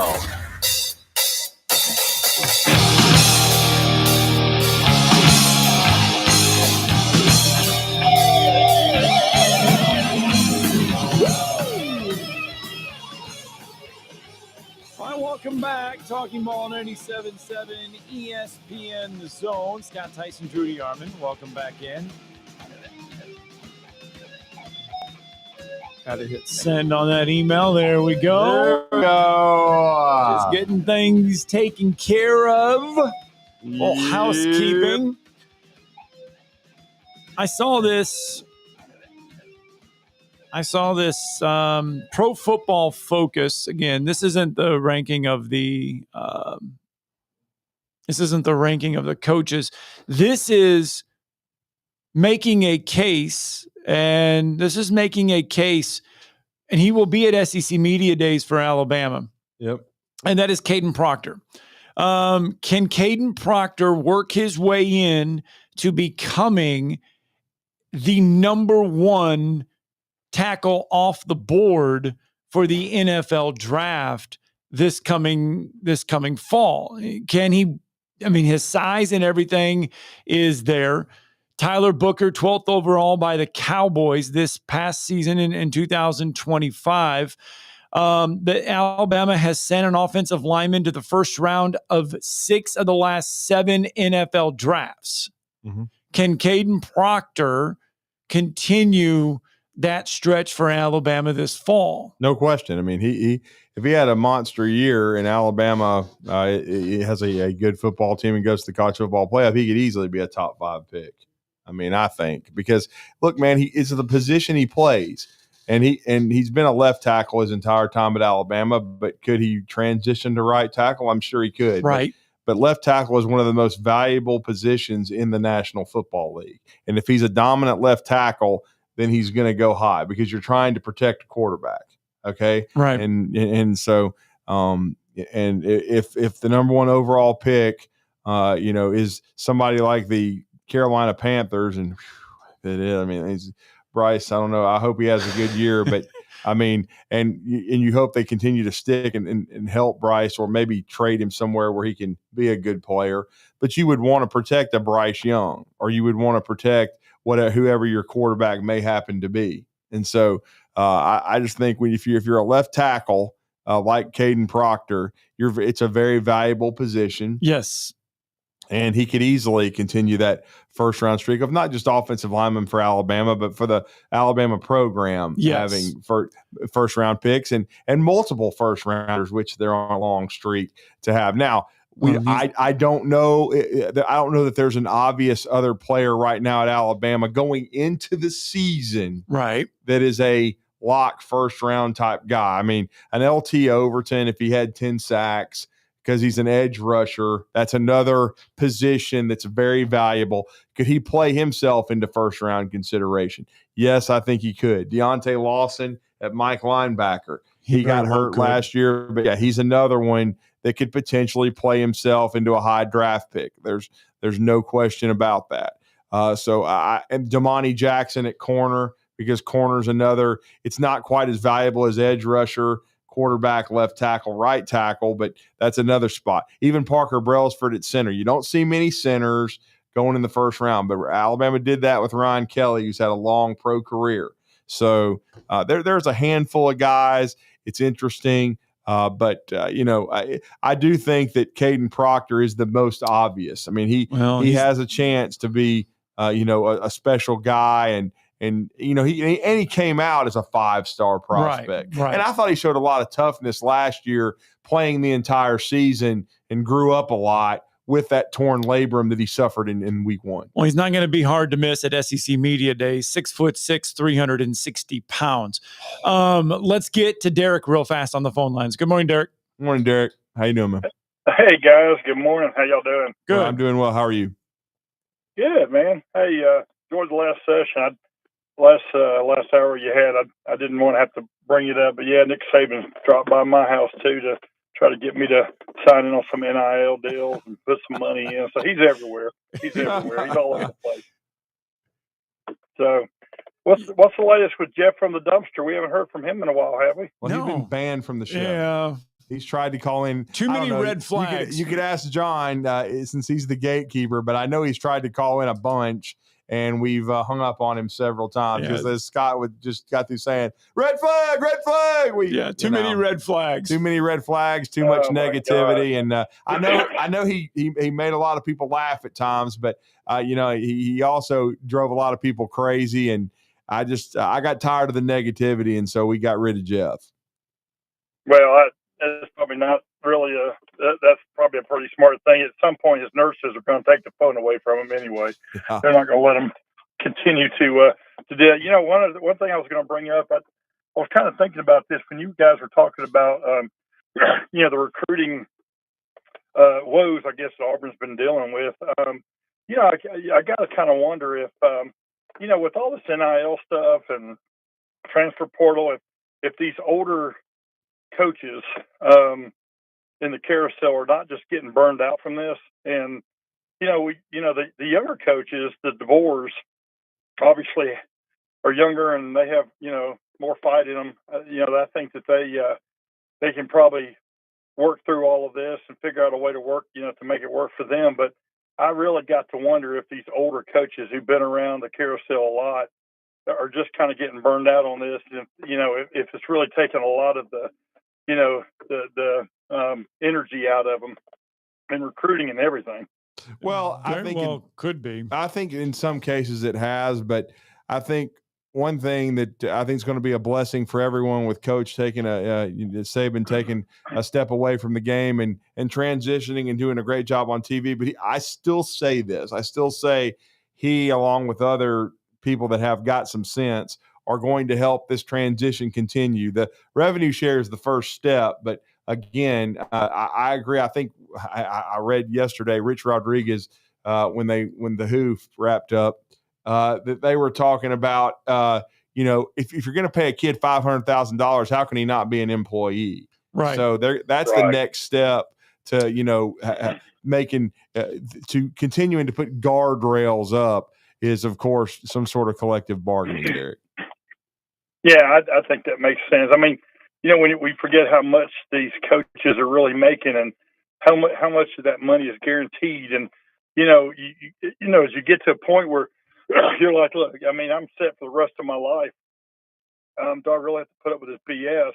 And, it's, that's a human nature thing, right? So, yes. It just gets tough. And the kids nowadays seem that level of entitlement. I think that's the biggest problem with the NIL. Some of them deserve it and things like that. I mean, they bring, the fan base in and there's a lot of positives that can come from it. But at the end of the day, we always forget these are young kids and, you flash a little money in front of them and all of a sudden, they think they're already in the NFL and they're already getting money and getting paid and they're not thinking about, basically like Saban's always said, the process. It's a derailment of the process when you start flashing money at them this early, I think. That's just my opinion. All right, Derek, thanks for the phone call, Appreciate bud. Hate to do it to you, but we are up against a break here. We got to get it in. Jake Wimberly's on the other side. It's Talking Ball on 97.7 ESPN The Zone.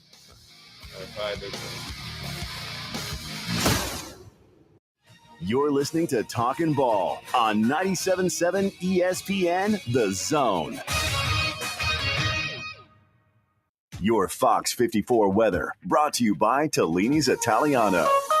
I'm Chief Meteorologist Dorton Dressman. Much the same this afternoon. Temperatures climbing into the upper 80s and lower 90s. We're also going to be talking about scattered showers and thunderstorms across the area. Temperatures dropping into the lower 70s through the overnight, early into your Friday morning. Friday, essentially going to be a rinse and repeat. Partly sunny sky, scattered showers and thunderstorms, some of which could be stronger. Temperatures in the upper 80s and lower 90s. Your Fox 54 weather, only on 97.7 ESPN The Zone. This is Steve Moulton from 97.7 ESPN The Zone, and this is What's Happening. Be sure and download our app. Just search 977 ESPN in your Google Marketplace or your Apple Store, depending on your device, so you can take us wherever you might go. And you can also check out our latest zone deals.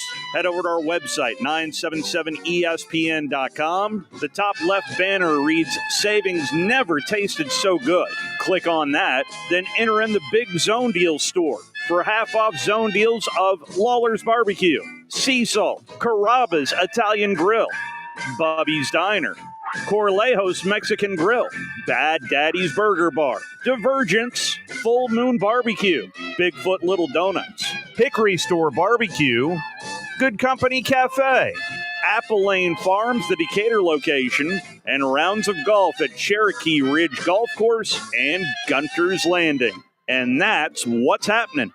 SportsMed is the official team physicians of the Rocket City Trash Pandas. And if the pros trust SportsMed, you can too. SportsMed provides every service you might need for complete orthopedic care, specializing in orthopedic surgery, sports medicine, joint replacement, spine surgery, neurosurgery, and podiatry. And they offer their own brace shop, in-house full-body MRI, physical therapy, walk-in clinic, and so much more. 4 locations and on the web at sportsmedalabama.com. If hunting and outdoor recreation are your passions, it all starts with the right property. That's where I come in. I am Bo Butler with Southland Realty and Auction, a hunting and recreational land specialist and a Jackson County native who sees land through a hunter's eyes.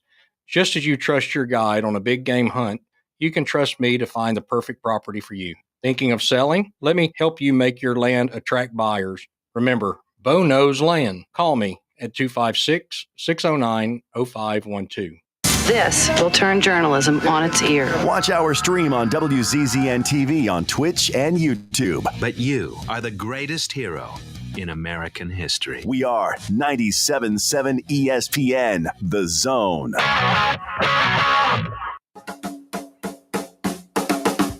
Oh, my goodness.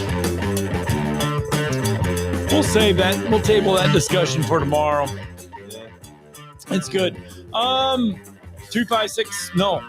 It's Talking Ball 97.7 ESPN The Zone. Don't call. We don't got room. The inn is full. Oh, God. No vacancy. Well, we certainly have a vacancy for our next guest. Well, that's what I'm saying, though. That's why there's no inn. There's no room at the inn. So we got to get to our next guest.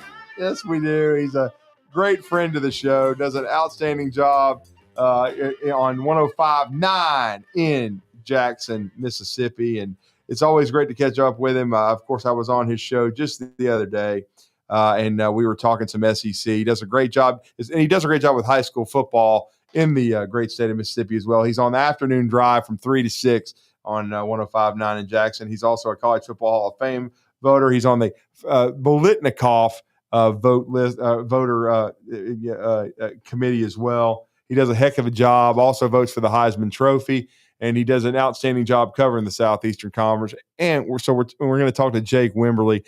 Jake, man, we ran a little long. We're sorry about that, but we appreciate your patience, and we wanted to talk some SEC with you. We just talked to Raymond Partsch, our good friend in Southwest Louisiana. He had a chance to speak to Austin Simmons, said he was probably the most impressive kid he saw at the Manning Passing Academy. Kid's 19, already got 2 college degrees, and I'll be honest with you, man, sometimes these SEC network, marathon days they do, you get a chance to go back and watch games that maybe you kind of didn't get a chance to watch because you're on the road during the season. And I didn't watch the replay until then. But people forget how impressive Austin Simmons was against Georgia last year when, Jackson Dart got banged up. No, guys, I appreciate you having me on. I was having this exact conversation yesterday with Harry Harrison, the color analyst for Ole Miss football. We're doing high school football, somewhat of our kind of a media days of sorts, but it's not true media days. It's a coaches convention this week here in town, and Harry's there with a company that he's kind of a sister property of his. And we were talking on my show yesterday about Austin Simmons, and you felt when you watched that Georgia game last year. Excuse me, Jackson Dart goes down, you think, oh boy, that this is turning south really, really quickly. Well, he comes in and then he takes Ole Miss down the field, zip, zip, boom, and they score. And you're like, wow, okay, they're working with something with this. Of course, they're going to win the ball game. And, the noise around the building is, and we do this with backup quarterbacks a lot of times. We'll say, hey, this is the next best guy. He could be the best thing ever at XYZ University. But they really believe the ceiling is very high for this young man. I mean, like you said, high IQ guy, graduated high school early, got to Ole Miss early. He's already graduated college. He's, moving on, to his master's program. The team seems to rally around him, talking to Harry and talking to some others up there. they really like what they have in Austin Simmons. And, hey, their schedule is conducive enough to where they have about 4 weeks to kind of work it out. Now, they do have to go to Kentucky week 2. So that's a game that they'll have circled because of last year. But they feel really, really good about it. Yeah. And how much of a fit? I mean, we've seen him play limited. I mean, how much of a good fit is he for Lane's offense? That's a great question. I would have to think, because we've only seen a small sample size, but you got to trust the process. And what I mean is, again, said this yesterday. I mean, you look at what Lane Kiffin has done. He knows how to work the transfer portal. He knows how to bring talent, into an organization, and he knows how to make it, mold and fit. At least he's shown that up to this point. Matt Corral worked out, not necessarily in the NFL, but worked out for him. Jackson Dart was fantastic. So you would have to think that, they saw something in Austin Simmons early in his high school career that said, hey, yeah, look, we can take this guy and he can fit what we do. Yeah, there's no doubt. And to be honest, though, I really don't know what to expect from Ole Miss as a whole. Raymond was talking about how there's a lot of unknowns in the SEC. I thought that Ole Miss, from a roster standpoint, last year was as talented as any, but they lost a lot of guys to the NFL. And then Lane, since he's been at Ole Miss, has embraced the portal. He's almost embraced it more than high school recruiting. In your mind, as you guys have been breaking it down, how good can this Ole Miss team be? Are they a playoff contender this year? Because I thought they should have been a playoff team last year. I thought they were good enough roster-wise. How good are they this year in your mind going into the season? I mean, again, I with you guys, I don't know that we really know. I mean, and that's the thing. I mean, I think, again, you've just got to look at what we know is, Lane Kiffin has been able to work this space. I mean, this new NIL transfer portal space. I mean, 2 out of the last 3 years, they've won 10 ball games, or 3 out of the last 4 now, and, played in a Peach Bowl. Are they a playoff team? Possibly. But I mean, if you go down that schedule and then you look and you say, okay, they've got to win some games that they're going to be in, that they're going to be underdogs in, and then they can't drop games. For instance, that week 2 game against Kentucky, they cannot drop that game on the road. They can't allow Arkansas, which typically plays Ole Miss very, very tough in week 3, to come into Oxford and win. And then of course they've got Tulane sitting there, who has played Ole Miss a couple times over the last 3 or 4 years, and darn near beat Ole Miss a couple times. So there's some games early that they're going to have to really buckle up. We'll find out quickly. If they can start out 4-0, they'll host LSU in week 5 before a bye week, and they've got an opportunity. If they can get past LSU at home, and the home team has won that series the last 5 years, and get to the bye week at 5-0, then I think we can really start, asking the question: are they for real, and can they be there in November? You mentioned that Kentucky game. I have to imagine that ball game will be like, there's no excuse if you lose that one this year. Last year, there was no excuse, but this year, you can't lose to Kentucky 2 years in a row. No, I don't think you can. I think, I don't think Lane Kiffin's in any jeopardy with his job. No. I'm just saying the perception around him, though, is that you can't lose this game.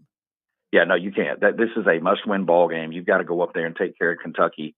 I mean, because outside of last year with Ole Miss, I mean, Kentucky, we know, I know you guys talk about it. I mean, that's kind of a trending down program for whatever's going on for Mark Stoops up there. So you can't go on the road and lose that one. I mean, you got to go up there and make a statement, almost as to say, hey, look, we're still angry about last year, and we're going to prove it today. No question. And then to switch gears, we've been talking about Mississippi State. There's not going to be a lot of expectations.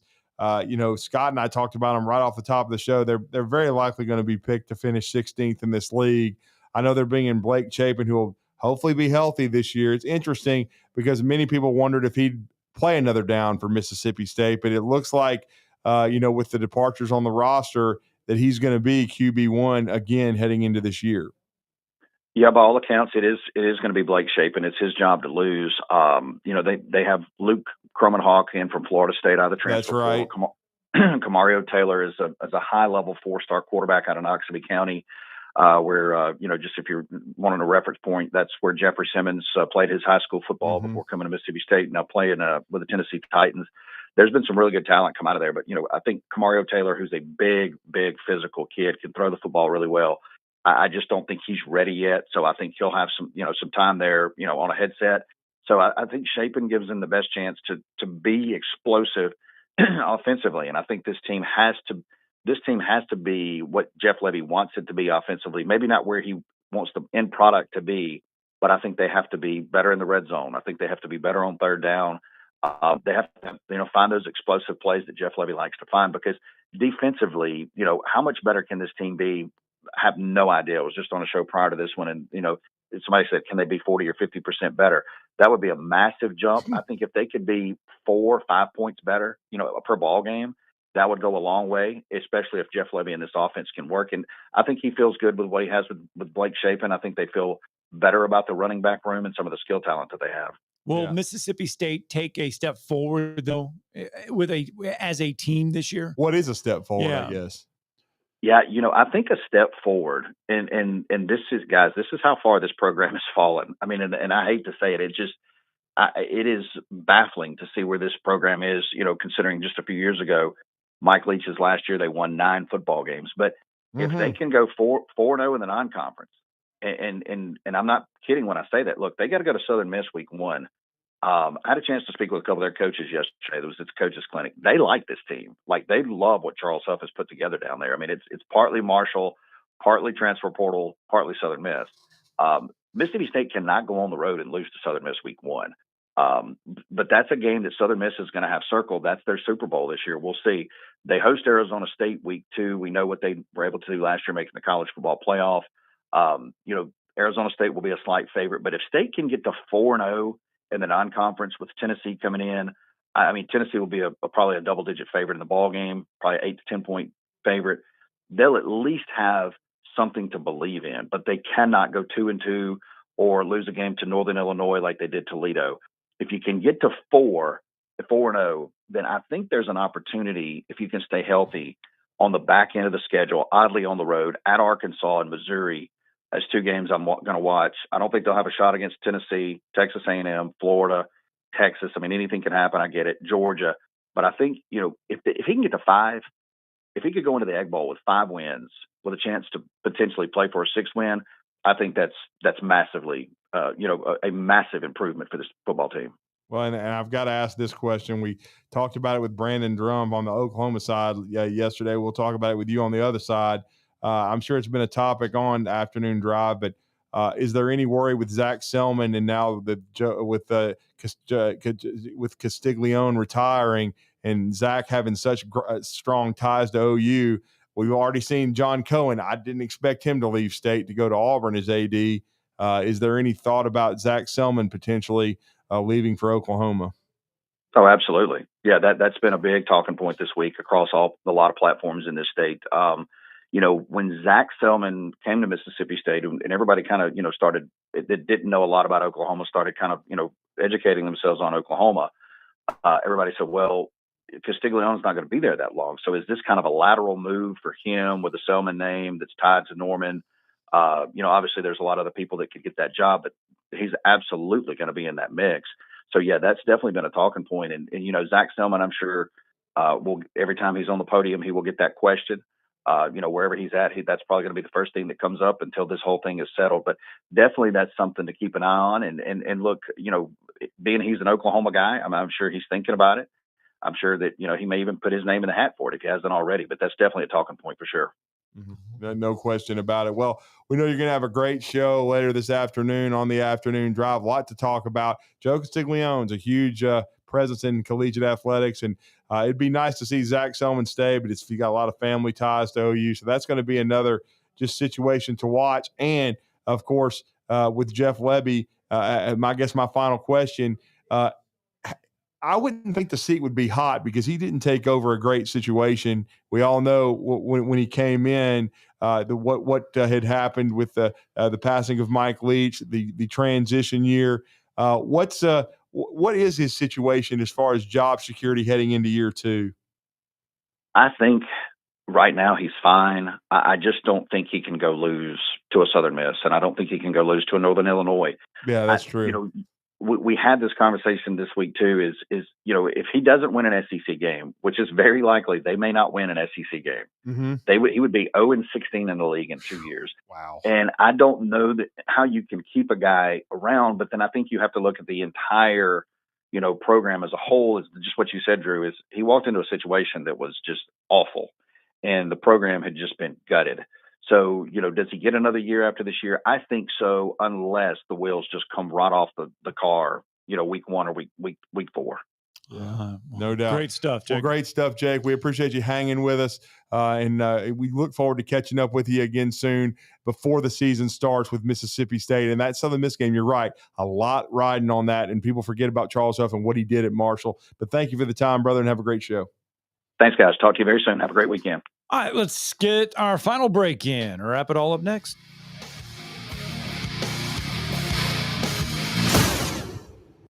You're listening to Talkin' Ball on 97.7 ESPN, The Zone. Your customers deserve the best, and so do you. You invest in your customers with your heart, soul, and skill.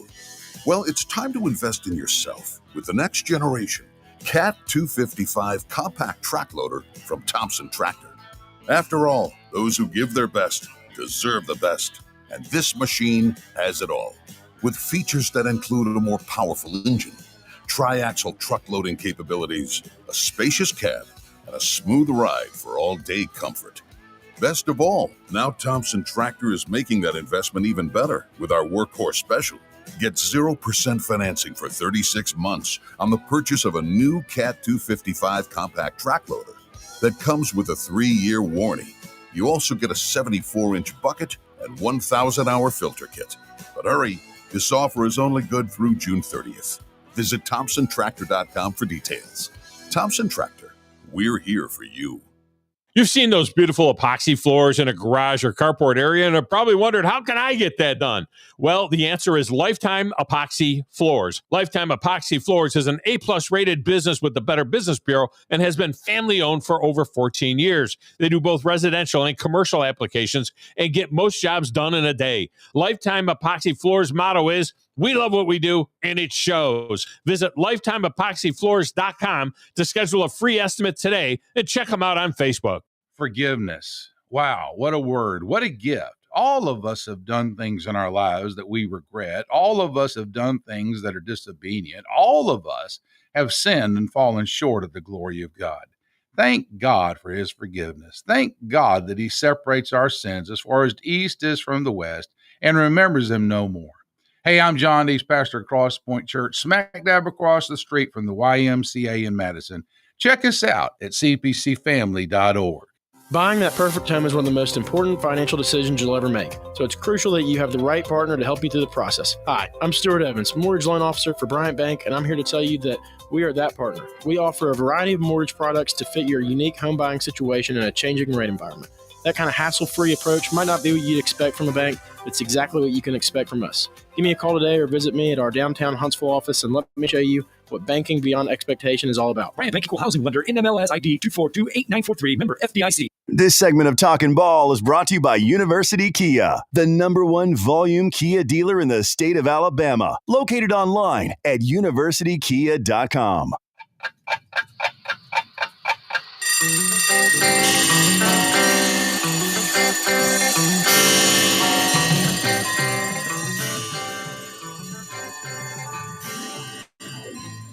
It's time for tomorrow's headlines today with Scott Theisen and Drew DeArmond on 97.7 ESPN The Zone. Braves got a win last night. Yeah, they beat the Sacramento A's 9-2. They're going for a series win today, I think, against the Sac A's. Well, at least they certainly Ronald Acuna got it started yesterday with hit one out of Sacramento. Yeah, he did. First pitch of the ball game, and then basically it was a reverse of yesterday. The day before yesterday. They just jumped all over the A's early. Drake Baldwin, getting them off to a great start with another bomb in the first inning. They started fast. I hope they can start fast today. And trade deadline coming up, All-Star game coming up. All-Star break coming up next week. We'll be there. We'll be in the ATL for all of that. We certainly will. That will be inside the friendly confines of Truist Park, but maybe mole time, but we probably won't be. You think that's where he's sneaking off to? I don't know. He's driving a separate car. He does not want to ride in the University Kia Mobile. No, he doesn't. But, he's got a lot of connections, He is famous in Atlanta. You're riding with the University Kia Mobile, right? Yeah. I'm looking forward to it. Just making sure. Yeah. And we're going to be at our good friends Bill Penny Toyota tomorrow. Yes, we will. Yes, we will. Trying to get my car fixed. Wrap it up on a Friday. We've not been there on a Friday in a while. No, we haven't. All right. We'll be from University Kia Service Department tomorrow morning or wrapping it all up. Stay safe. See you.